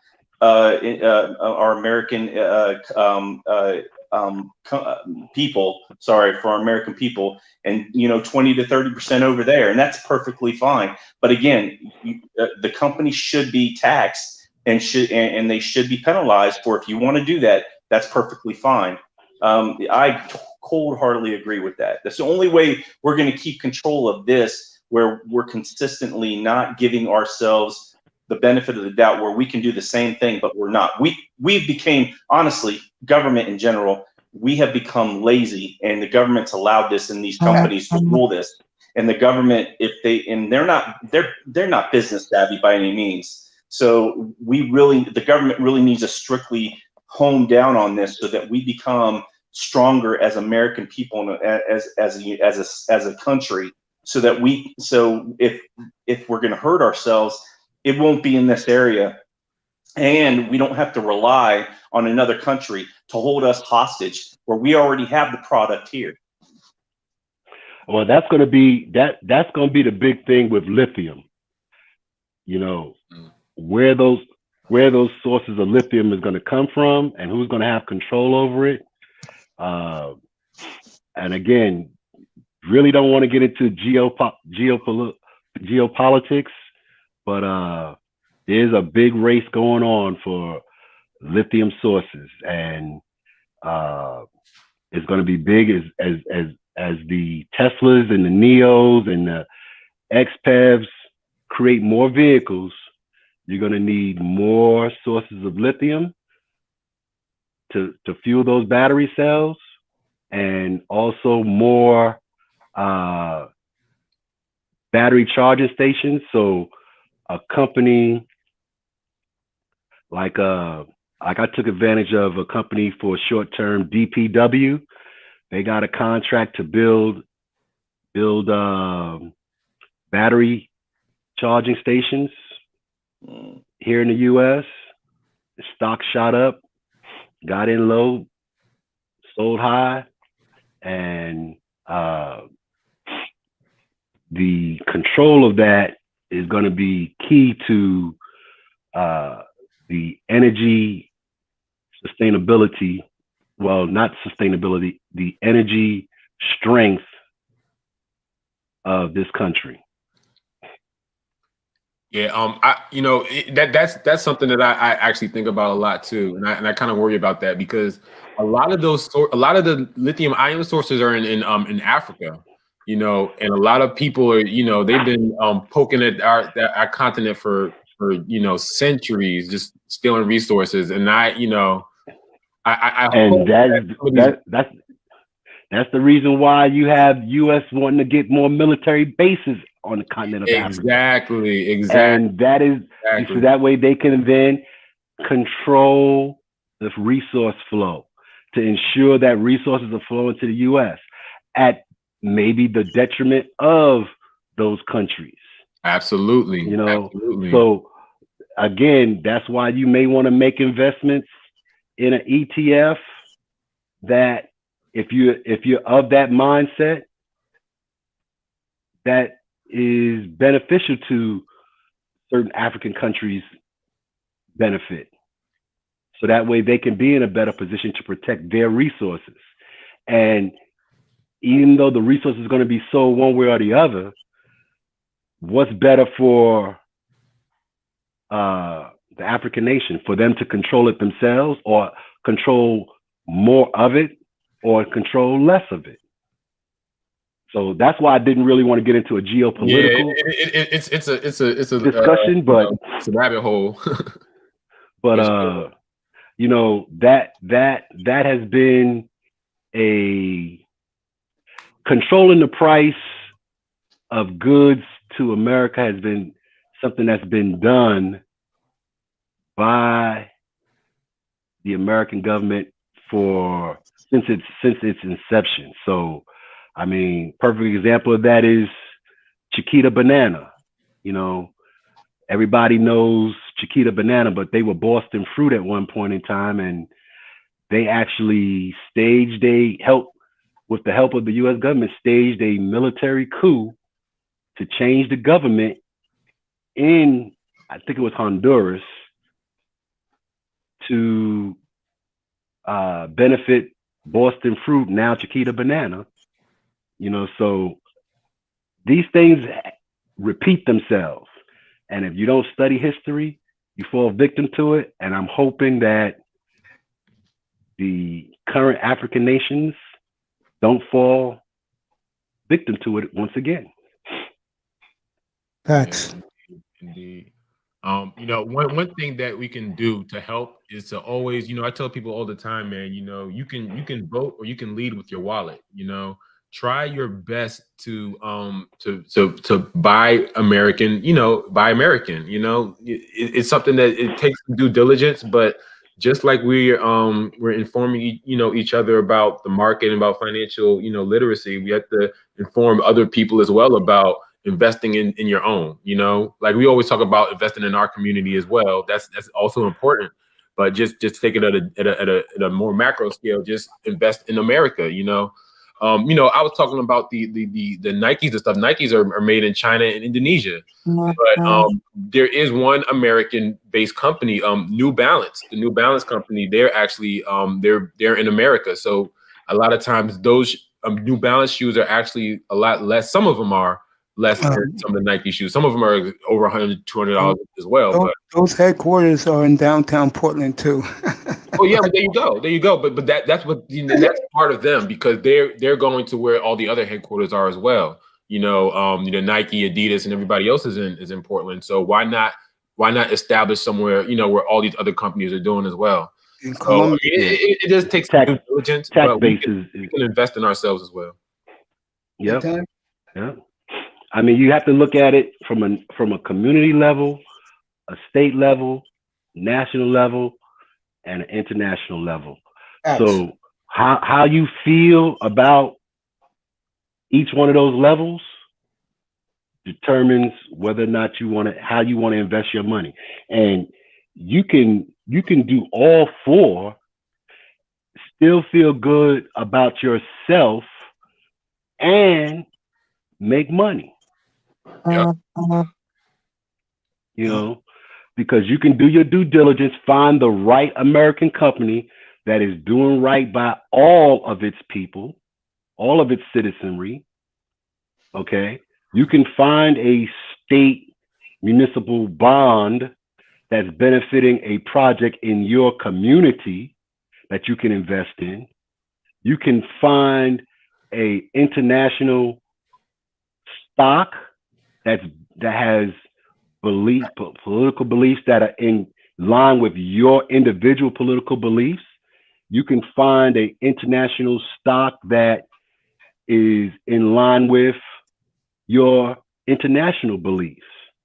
You can do those things with the proper research, and it doesn't take days.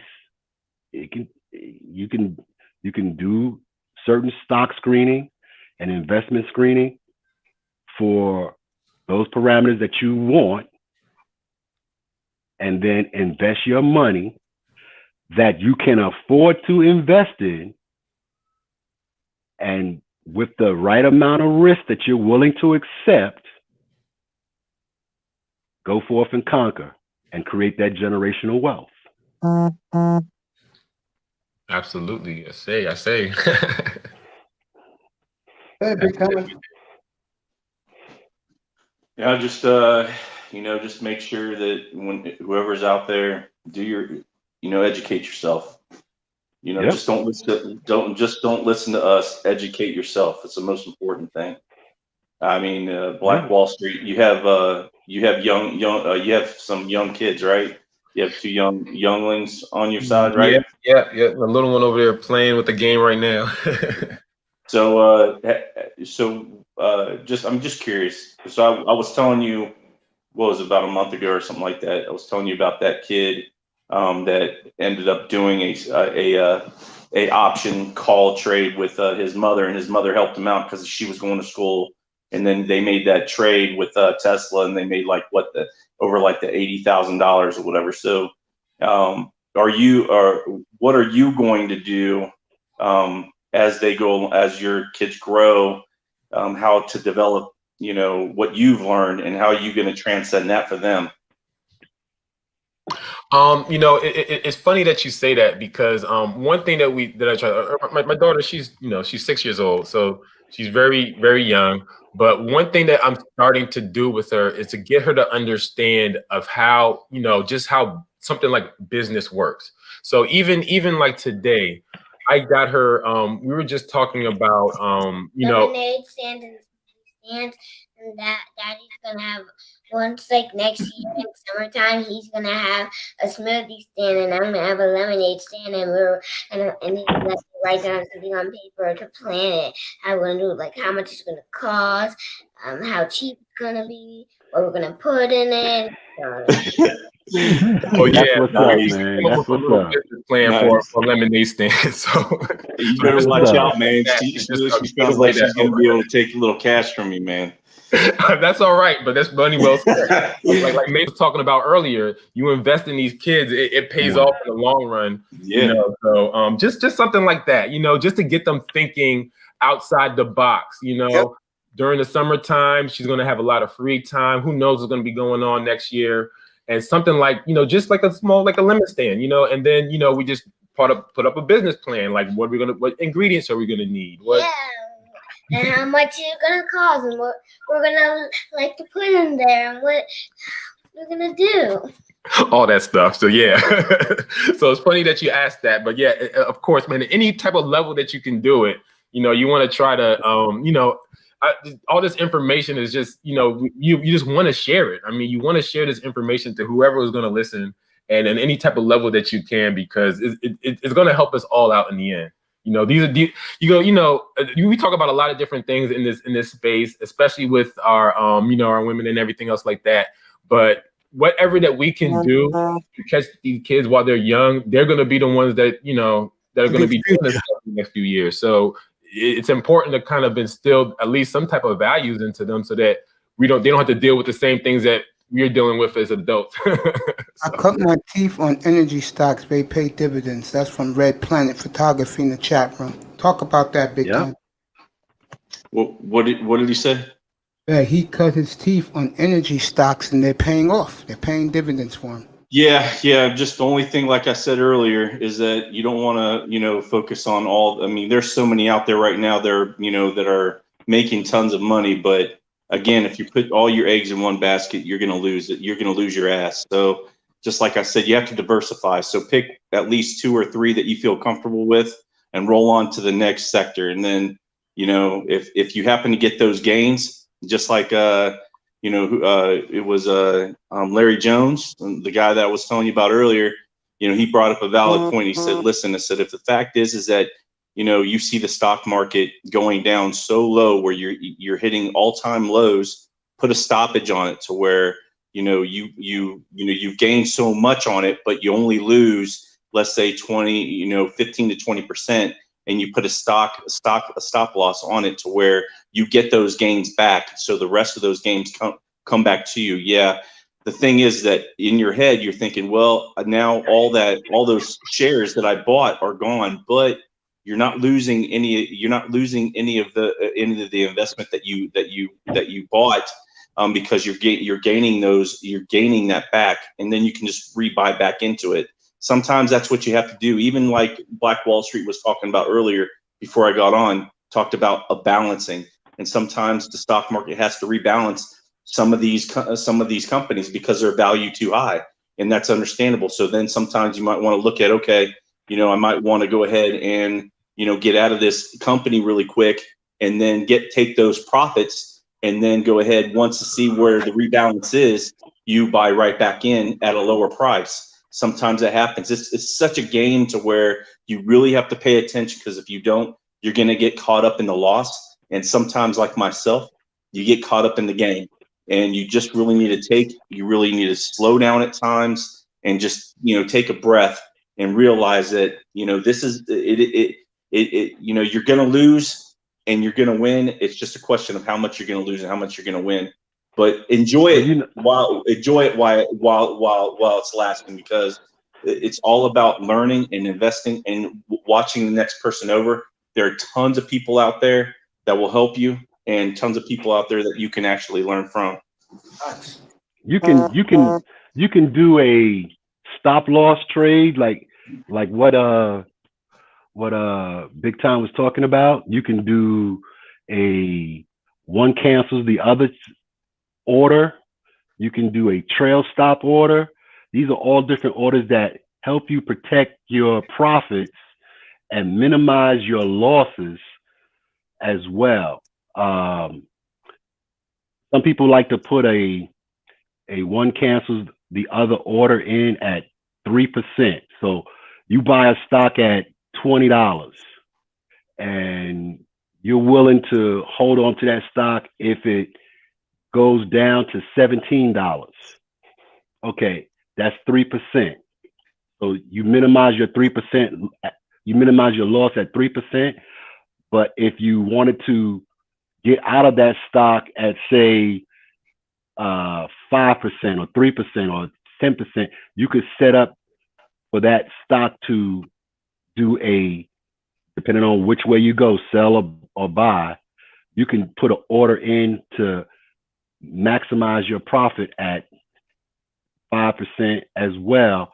So therefore, you could make the order, make the original purchase, and then put one cancels the other to protect your profits as well as minimize your loss by putting that one cancels the other. Or you could put a trail stop order in where you're willing to sell at $17. But as the stock goes up, that trail or that stop would increase to $18 if it went to $24. If it went to $25, it would bump up to $19. It would bump up to $20 if it went to $27. So therefore, again, protecting your profit, but by the same time, minimizing your loss. That's some of the things that you can do. And they don't teach you these things in high school. They don't teach you these things in college. But the best thing, and I know Big Time had talked about this previously, the fact that YouTube is out here and Instagram, you can get these lessons by watching these videos instead of putting 3 hours into watching the shake booty videos and I'm waiting to the garbage about the TMZ entertainment videos and all of that about what star is shagging what other star and whatever.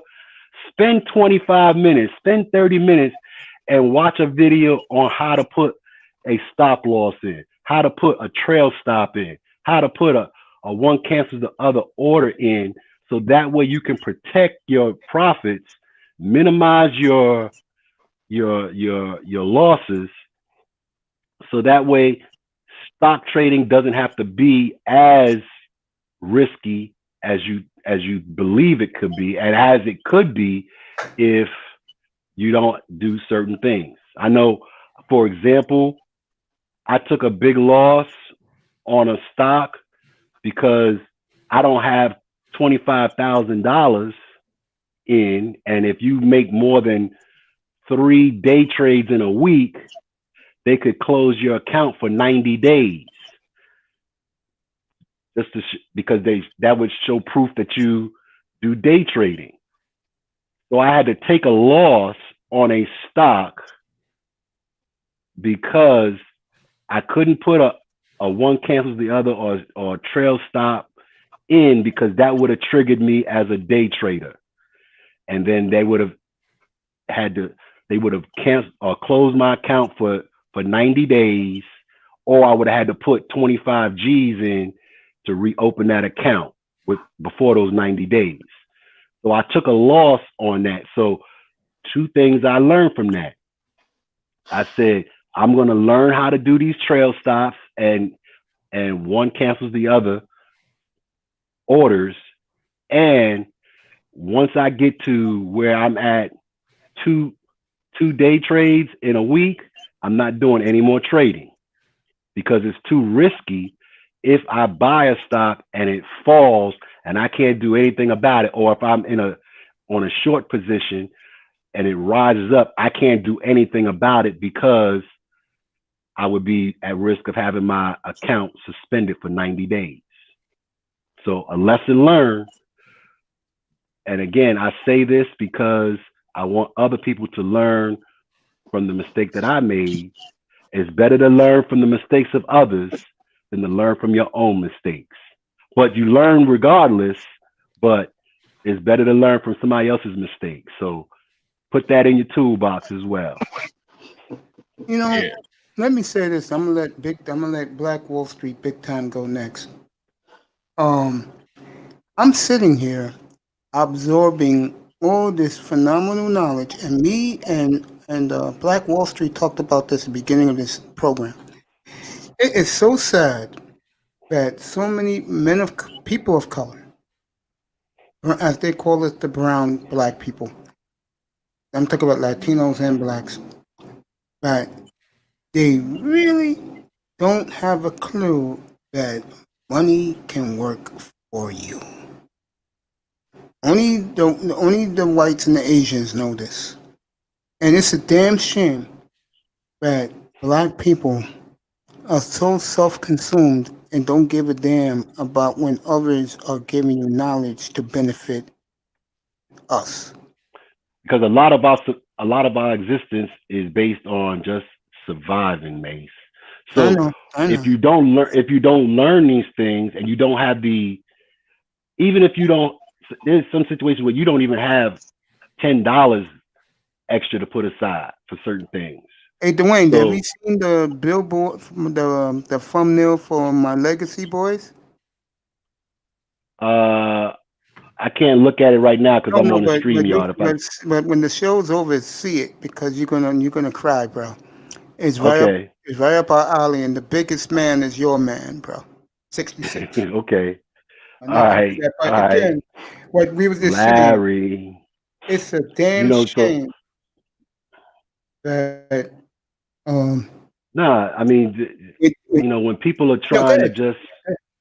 just survive, and they trying to make decisions on whether to buy food or medicine for their child, or they trying to pay the bail, get the bail up because somebody put a crazy charge on them, and you got to spend the you got to spend money on the cash bail bond. I mean, those are things that have an impact on you. So you do that cash bail bond, and you got to make those payments on that. That's money that you could be investing in, but because you got to make the payments on that cash bond, that would enable that family member to get out and be out, so they could fight for their freedom. That's another way that you lose economic freedom. You lose the economic ability you lose the ability to make economic choices that'll be beneficial to your family.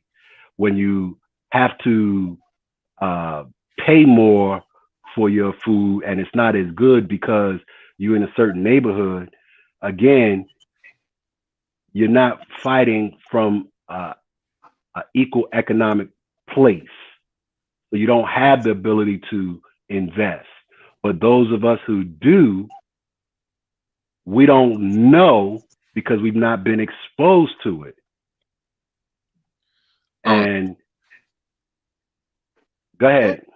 Yeah, I just wanted to say something about that because that's a big thing within our community.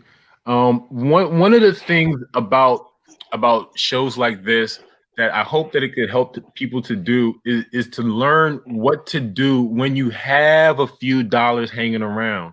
When I first started getting into the stock market, I used to get so frustrated because I just didn't have enough capital to really make something happen with it. If I had like $1,000, maybe I would look into some stocks. Maybe a few months later, it'd be like $1,200 or $1,300. And for me, I was like, damn, if I had 10,000, I would be able to really do something with this. But I only have 1,000 right now. But you know what, though? That 1,300 is better than $1,000. And when something happens, because something will happen, when something happened, it's better to have $1,300 to deal with it than it is to have $1,000 to deal with it. So even if you have a little bit of money, and when we first started doing these, I was telling people you could even use Cash App. Cash App has they have a little section where you can invest money into stocks, when you can use fractional shares. And I tell people, even if you got like $20 on your cash, somebody Cash Apped you $20, you got that little Cash App $20 thing in there. You could put that money in and invest it in something. Invest in a small, a small fraction of a stock. That $20 they could turn into $25, and then that can help you to deal with those emergencies when those things happen. Because with black people, man, shit happens all the time with us. So it's better just to have to get that. Don't let your circumstances get you discouraged from at least trying to look into something like this. Because even a little bit, if you could put $10, like you said, you have $10. Put that into $12. That's $2 more. You know what I mean? Yeah. The price of fucking milk goes up. You know what I mean? Yeah. That $12 helps you with that. So You In know, I fact, tell Yeah. people even with a little bit of money, just to learn that financial literacy, you can even stretch that little bit of money, for something, because price goes up and everything all the time. So I'm gonna ask you a question. I'm gonna give it the Yep. big time. I test. Come back 2:15, bro. I gotta make a run after this show. The show's over at 1:05. When that happens, then I'll be back at 2:15. Me, Dwayne, Pete, big time, and Black Wall Street wants to join us. We're gonna do the Legacy Boys, baby. And Dwayne sees the I'm gonna take this thumbnail. little one It's out to up the park already, for a bro. little Wait till bit. you see it, Dwayne. You're gonna cry, bro. You're gonna cry, bro. My nephew did a beautiful job with it. Here's my question to you, Black Wall Street. How old is your little girl? She's about to be 7.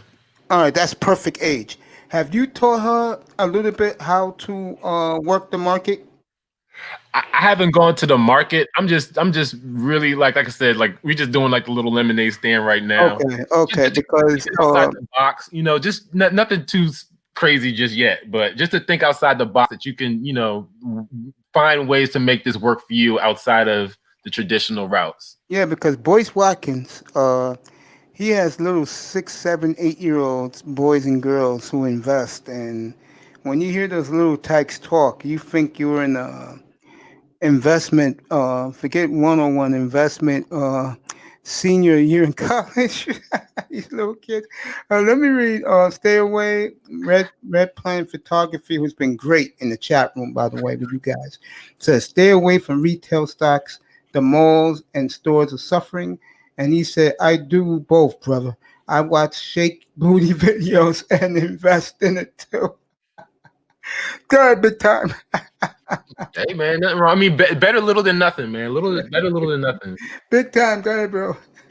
No, I mean, to piggyback off Black Wall Street, sometimes individuals have them, they just having the funds, they have to choose between having an emergency fund or, not having one. And it's basically the tool of choice to say, I'd rather have that emergency fund sometimes. And then other times they are not thinking outside the box. They don't think of that. Sometimes they say, hey, I'm going to get into it. I've said it multiple times, multiple years, especially when Amazon and Google were, before they were Amazon and Google. And a buddy of mine, I just got a hold of this past week. He said, do you remember, big time, do you remember when you said Google? You remember you were saying that you were going to put a lot of money into it? And he said, I don't want to make you cry, but you remember that? I mean, I was in school at the time. So Amazon, Google, eBay, all those, and I said I was going to do it, and I never did it. It's kicking myself in the ass right now because you say that you're going to always do it. So the time is now where you sit there and see the tools are here for the ones that are coming into the age right now, to where you have, like, Black Wall Street said, you have those pay apps. You have the fractional shares that you didn't have prior. You can use those. If you don't want to spend $100, spend 10, spend 20, spend 5. It's better than spending 0.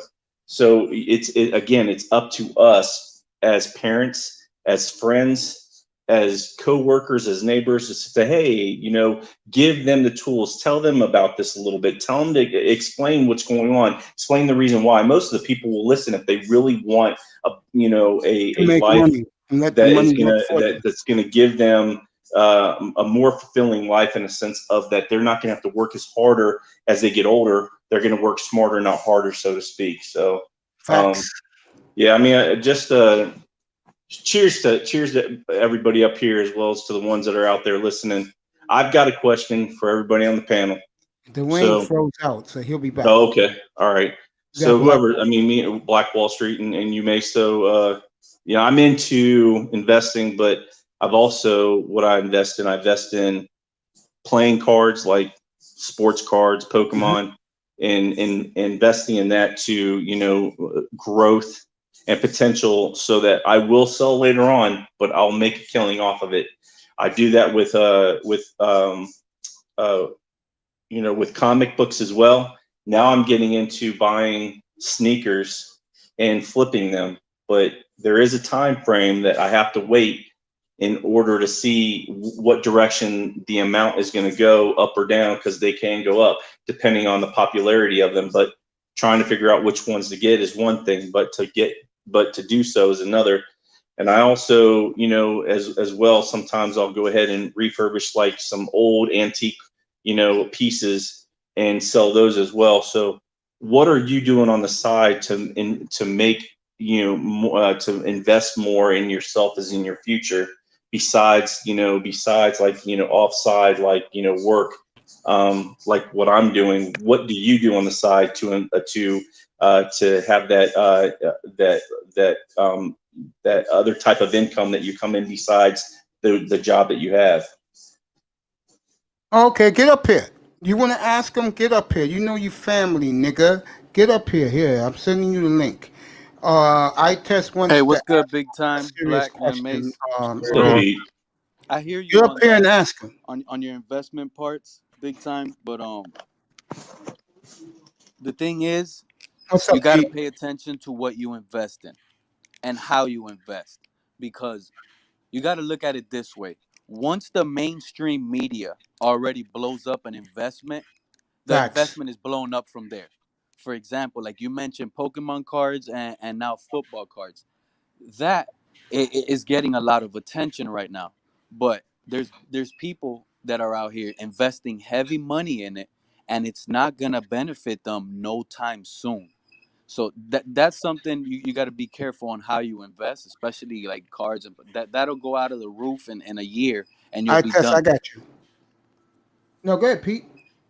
No, that was just an example. Like when you go to investing, just be careful, because if you're investing in something that maybe the media is sitting here telling you is hyped up, basically what I'm trying to tell you is you're already far off behind, because you're Facts. gonna start investing now when everybody that it blew up on, those I'll are the be on at sellers. 2:15, It's buddy. not, Just pop once up. it blows up with the media, it's more considered a seller's market, and Waldorf. it's not really a buyer's market. That's when you start selling and you make money when something blows up.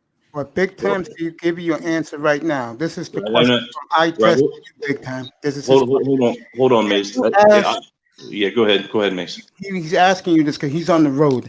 He said, "What's a good stock to buy today for $100?" And Or before you answer that, I test that Emmitt Smith card's worth a lot, bro. That rookie Emmitt Smith card. Your cards are worth something, so check into that. Go ahead, big time. He wants to know what's a good stock to buy right now for $100. if you're looking at a stock, I mean, there's tons of them out there, but I mean, and anybody can sit there and chime in. But if I'm looking at if I have $100 and I'm looking at investing $20 or on a $20 stock, $50, depends on how many. If you only have $100, I mean, NEO is good, but that'll only buy you 2 shares. Well, Yo, that'll buy you two and a half. But if you're looking at something lower, Workhorse, I would particularly say Workhorse. That'll get you about 4 shares for $100, and it's well worth it just because it's an American-made company. It's a up and coming company that is in the EV industry.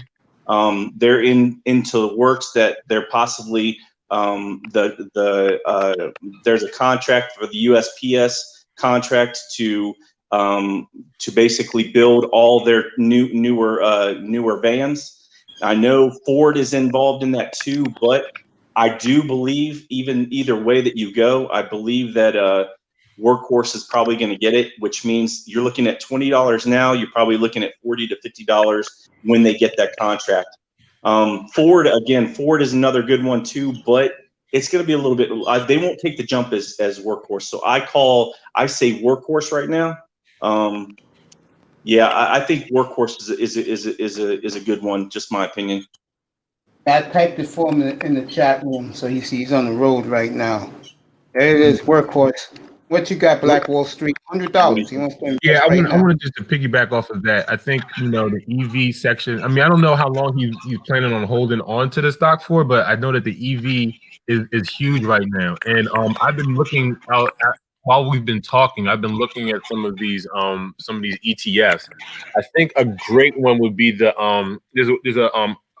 it's global, but it's autonomous and electric vehicles ETF. It's called DRIV. It's about $22 right now, 22 and a half. You could get 4 shares of that. and you can hold on to something like that because there's a lot of growth in the EV sector. Me personally, I've invested into the Plug Power. Plug Power is a hydrogen-based fuel cell that they're going to use a lot in trucking. They've got a lot of grants over the past year, and I think with everything going on with the a lot of people have changed the way that they've done things due to the pandemic. It's primed for a lot of growth. I feel like even more growth than it's had over the past year or so. So those would be two that I look at. Plug Power is about $26, and the DRIV, that's about $22-23. So maybe you can get 2 shares of each, and something like that, and that might be, you know, for $100. But you know, I just wanted to say that, you know, what we were just talking about earlier. You know, you got to find things that that work best for you. You know, whatever your interest is, find a way to profit off of it. You know, like you were talking about, you know, the cards, the comic books. You can have something that you have a knowledge of, and then, you know, you could flip that. You know, the sneakers is something that I've looked into as well. You know, I've had a lot of sneakers. I sell them.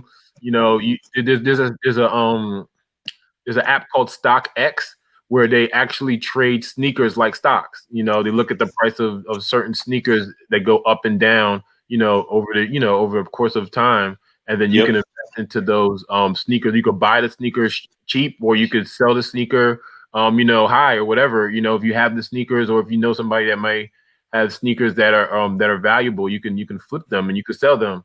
You know, it's something I've heard a lot over the past, like, maybe 3-4 years, is that, you know, guys that are, you know, from the hood, if they'd have thought about that instead of doing something illegal, they would have sold shoes instead of selling something else. Of course. There is And let me say this: market Black for that. Wall Street, big time. I test said in the chat room, gave you both thumbs up. He said, "Thank you guys so much for giving him the advice." He got the workhorse and the DMI, DM when you said Black Wall Street. This is what I'm talking about, and I'm not talking about me. This is why I have you guys up here. All I've done is ask a couple of little questions, but I've given you guys the floor, and you guys have been fucking en fuego today. You know what we should do? I'm serious. I know Big Time is always in here. I'm gonna try and get Tac-Man to come up here, I test, and we'll do what we did too. I cannot believe. Can you please begin? It was 3 months ago when we had that great Wall Street show, Big Time. Yeah. I can't believe time flew that fast. I'm gonna have one of those. Wall Street. You think you can be available Tuesday night, like around 7? Yeah, sure. Yeah, I'll give the whole night, and I'll make a what you call it of it, a thumbnail. The whole night we're gonna do business and investments. We'll do technology too, guys. We're in the tech business, the STEM business, and we just have a big forum, and you guys can have the floor and try to teach these damn youngins that there is money to be made out there. Right. So I test. If you're still listening, man, if you like cannabis to where you think it's potentially going to be these companies are going to grow when Biden becomes, you know, gets in office and starts, you know, building his whole cabinet. Look into CGC. Look into LCA, which is not a cannabis stock, but CGA is a company like DraftKings that's coming up, and then LMPX. Look into that stock, and the only reason why I say that is because the potential growth that it has, and it's brought up if you look at the percentage of how much it's grown in this past year is crazy. So those are around the $20 area or under. But to piggyback off Black Wall Street and then what Pete said, Pete's 100% correct. You know, it's all about the market. It's all about, you know, when you hear the news, people are going to go at it and they're going to buy it because, you know, the news is going to, this news is going to spread the word, and people start buying all this product up, and there's so much product out there, and then they sell it for a mint profit, and then, you know, you see how it declines. But this has been, first of all, cards in general, like sports cards, you know, back in the day, because they printed them so much that only a few companies, if not one company at the particular time, like Bowman or Topps, were the only ones that were out there. And then you had all these other companies printing off all Like these other Brillance. the products, which brought the market down. Yes. Same way with Pokemon as well. But you do find though, they come out with a set that just hits the market, and everybody wants it.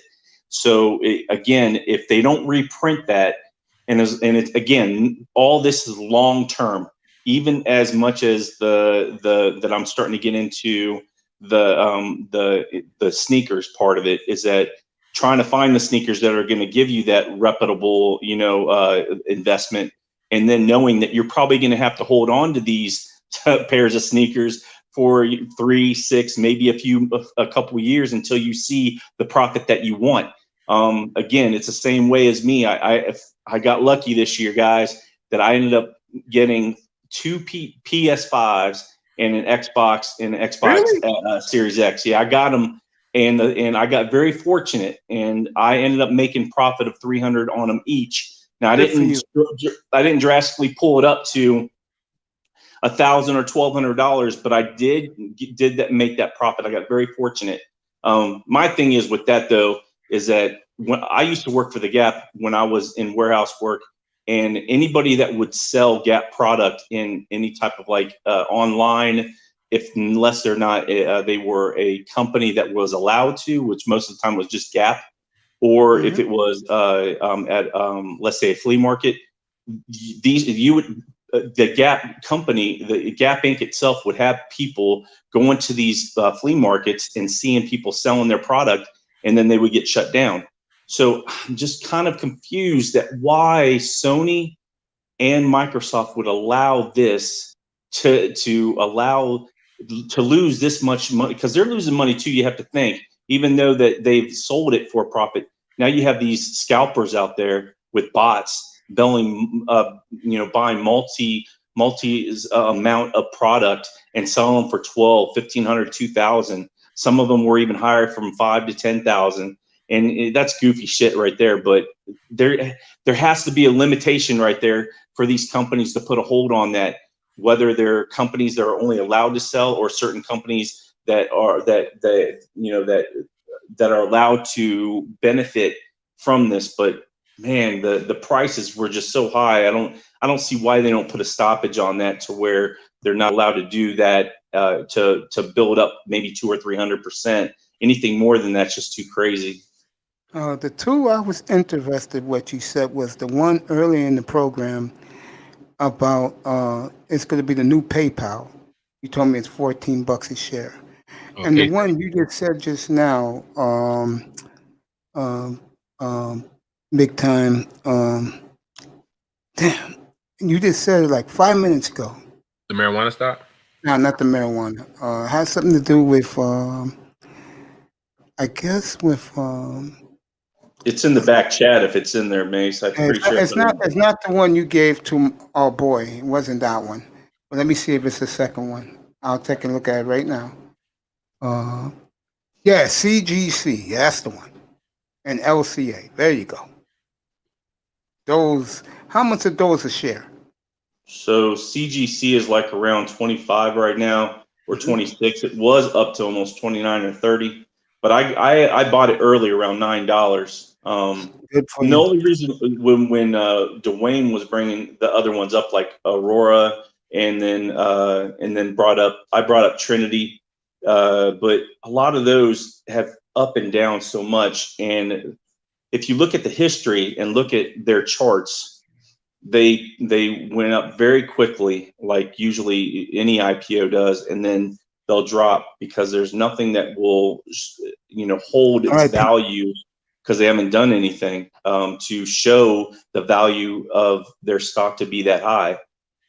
So they usually drop pretty quickly within that year. But Canopy did the same thing. But right now, because the reason why Canopy, if you read about them in general, what they're trying to do, they're not just investing in a Canopy product and selling just the product itself. They're investing in the medical part of it as well as everything. They're basically, they have their hands in everything in the cookie jar. They have their hands all over the place. This is why this company is going to be very valid. They're a validated company, I think. But just look into it and see how what you think about it. Because if you read, their profile compared to the other 2 to 3 that have been said in here, you'll notice a big difference in the reason why their stock is continuously growing and the other 2 are continuously falling behind.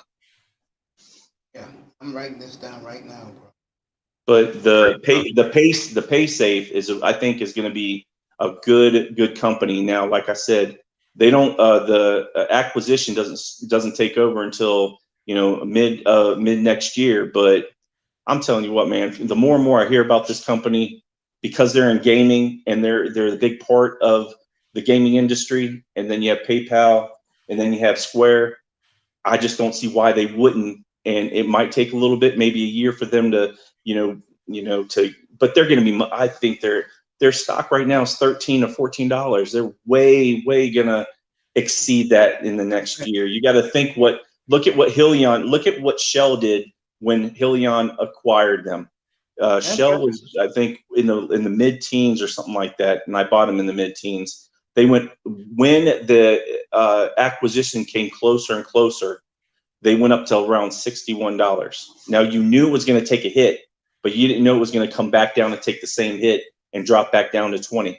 So it's because of the fact that Helion hadn't showed anything, and what they hadn't even built anything just yet. They just have the concept, kind of like Nikola does. But Nikola they lied to us. So Helion has a tremendous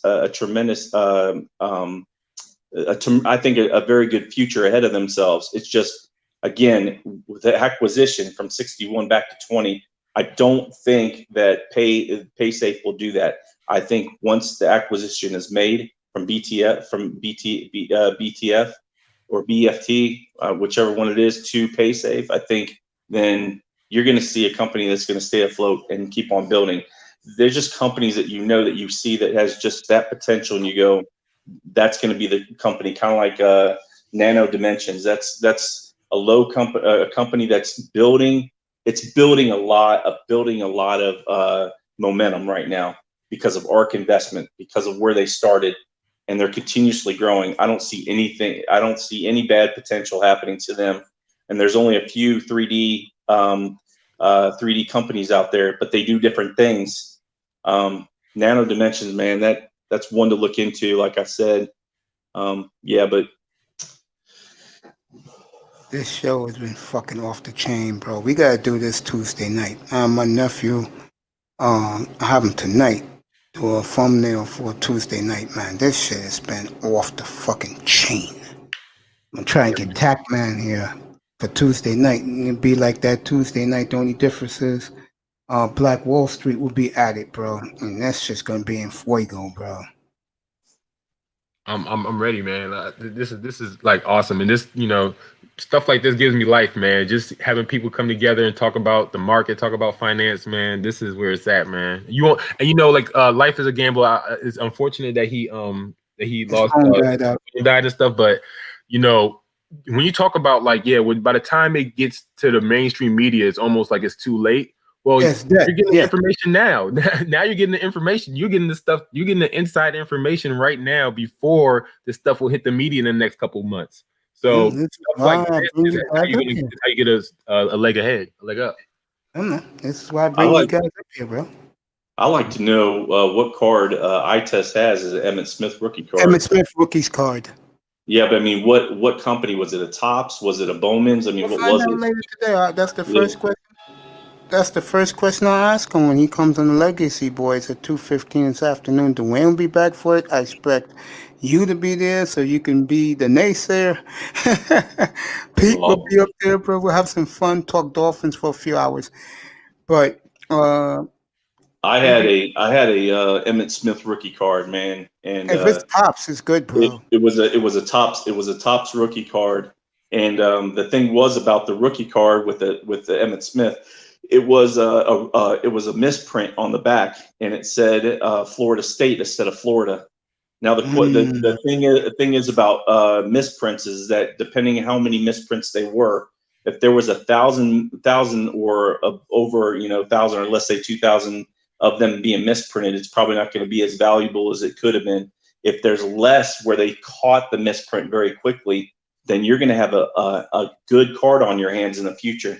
Only problem was I took it to work to show somebody, show them the misprint, and my dumbass lost the card. So yeah. What? I got a big surprise for both of Yeah, that you. was a dumbass move, Wall I got a Street. big So surprise for OJ, it's all good, man. I got a big surprise for both of you. God bless my brother's soul. He left this earth nearly 16 and a half years ago. That said, he left an abundance of a comic book collection that I have in storage, all in mint condition.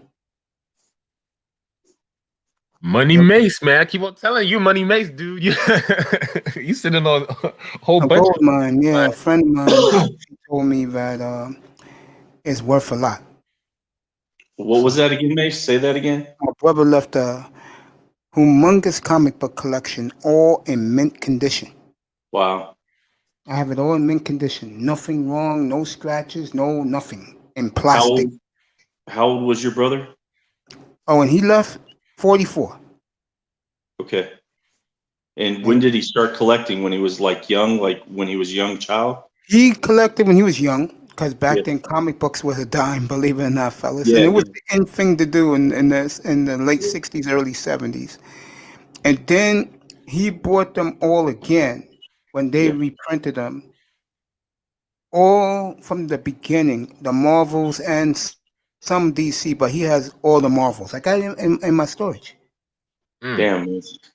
mm. Hopefully there's no moisture in there and stuff like No, that, no, man. nothing. Everything's Yeah. perfect, bro. We checked it. Me and my mom checked it. My nephew last month. It's in excellent condition. Yeah. Man, that's great, man. That's great. Yeah, I just want to know where I can sell a couple of them and get some big bucks. 'Cause I heard that some of the early editions from the '60s are worth a lot of money in mint condition. Yeah, a lot of times if you want to look like with Pokemon cards, it's TCG, but and eBay is a very good place to get a good price on it. I'm not saying to sell it there, but Yeah, you can get a very good price on eBay to how much they're going for.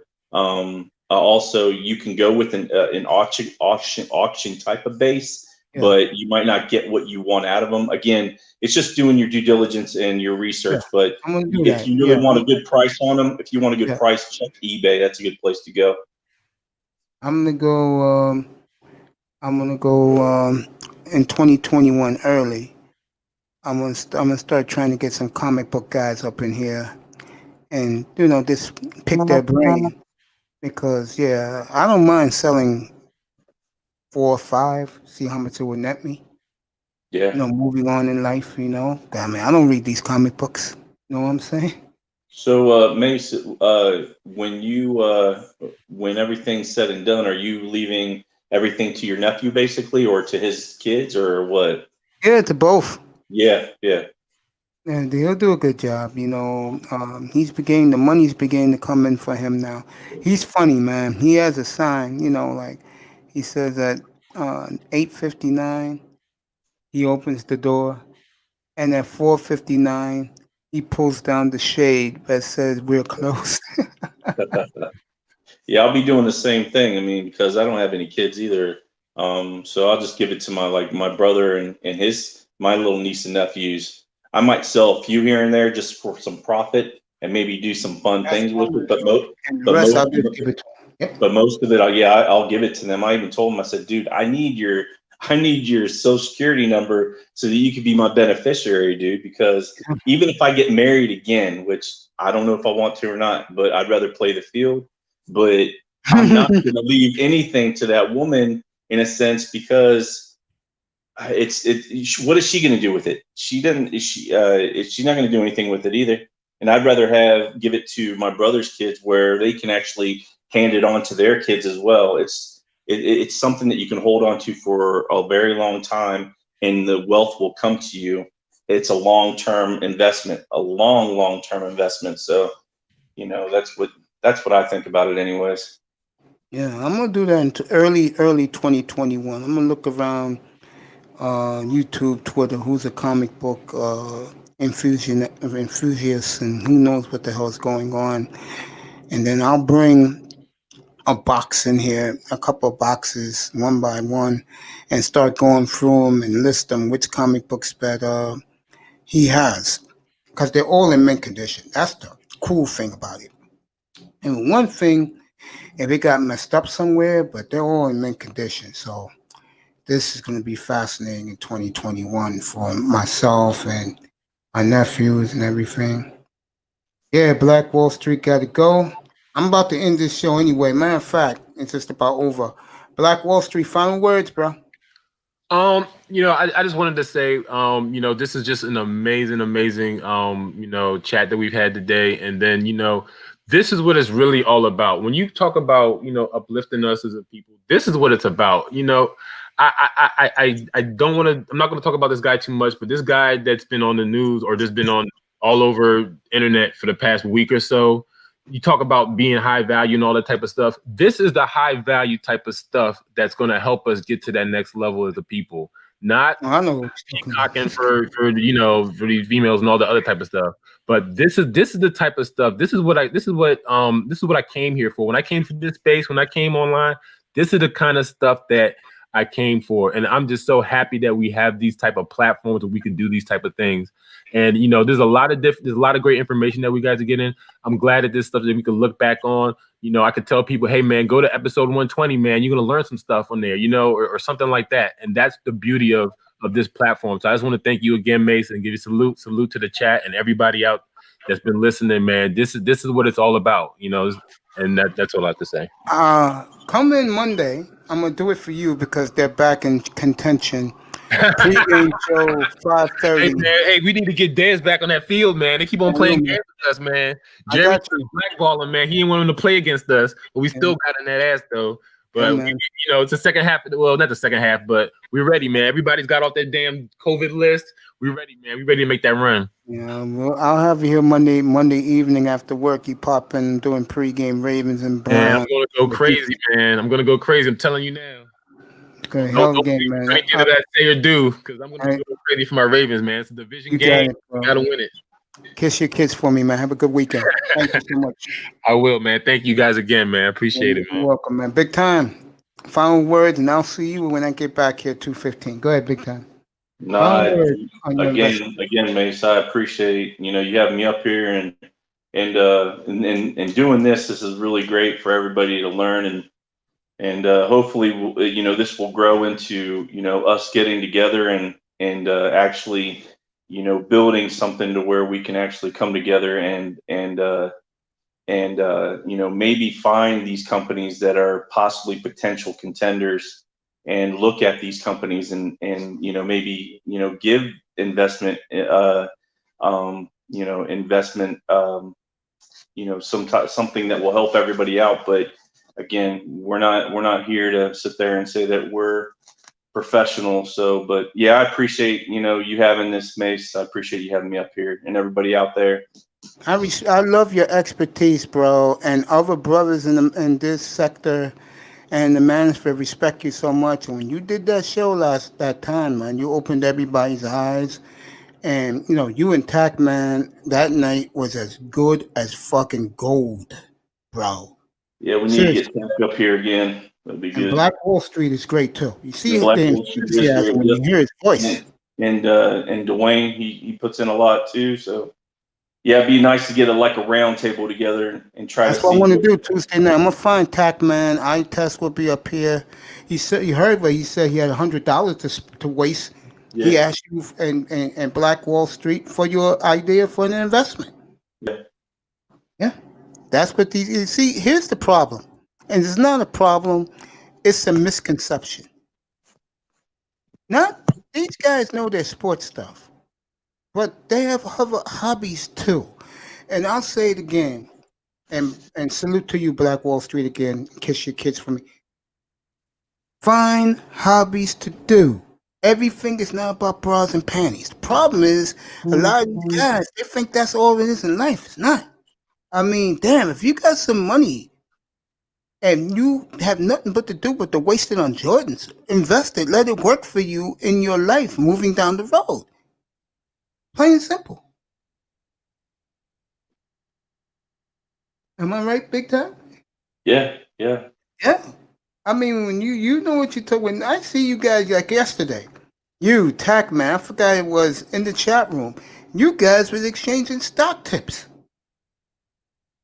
And Dwayne, was you three in the chat room yesterday?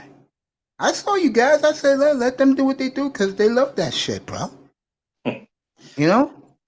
I like it too. I think it's exhilarating. It's like, to me, it's better than gambling on sporting games. Yeah, I don't want to lose out on any money. So if somebody has if somebody has a stock tip, somebody has a stock tip, I'm willing to listen, look into it, and then if I decide to buy or not buy, it is what it is. But that's what I like to see going forward is, stock tips. Something that's coming up new that we don't hear about, and TACMan's really good at bringing up those penny stocks and stuff like that, where we might not even see what's in front of us, and somebody bring it up, go, oh yeah, I forgot about that, and we start, paying attention. That's the key thing. So that's what I'm hoping for going forward. You're the best, bro. I'll see you guys in 1 hour. I'll be back for the Legacy Boys. We'll talk about the good old days of the Dolphin Dynasty, plus the big game in less than 24 hours from now from beautiful Miami Gardens, Dolphins and Chiefs. They're already calling it the unstoppable force against the unmovable object. So that's going to be good. I will see you all in 1 hour. Thank you so much. Big time. Thanks, buddy. It was great. All right, man. Wayne, I got to go find me a supercharger for my phone, bro. So I'll be back for our show in an hour, bro. I'll be back. All right, man. Have you seen the thumbnail yet? I'm gonna look now. Yeah, I put it up already. You're gonna love it, bro. All You're right. really gonna love it. I'll see All you right, now. man. All right, baby. Later. It's afternoon. Enjoy your lunch. No partying, no drinking, no smoking. Don't get yourself in extracurricular activities issues. That means stupid fights. No sex, no women. Good afternoon. I'll see you in an hour back here for the Legacy Boys. Look at the banner that's already been put up. I put the banner up over an hour ago. Love it, Dolphin fans. See you in an hour. Thanks for the business and success report with the great and brilliance of the Black Wall Street, big time, and big boss Dwayne. Love you. See you in an hour.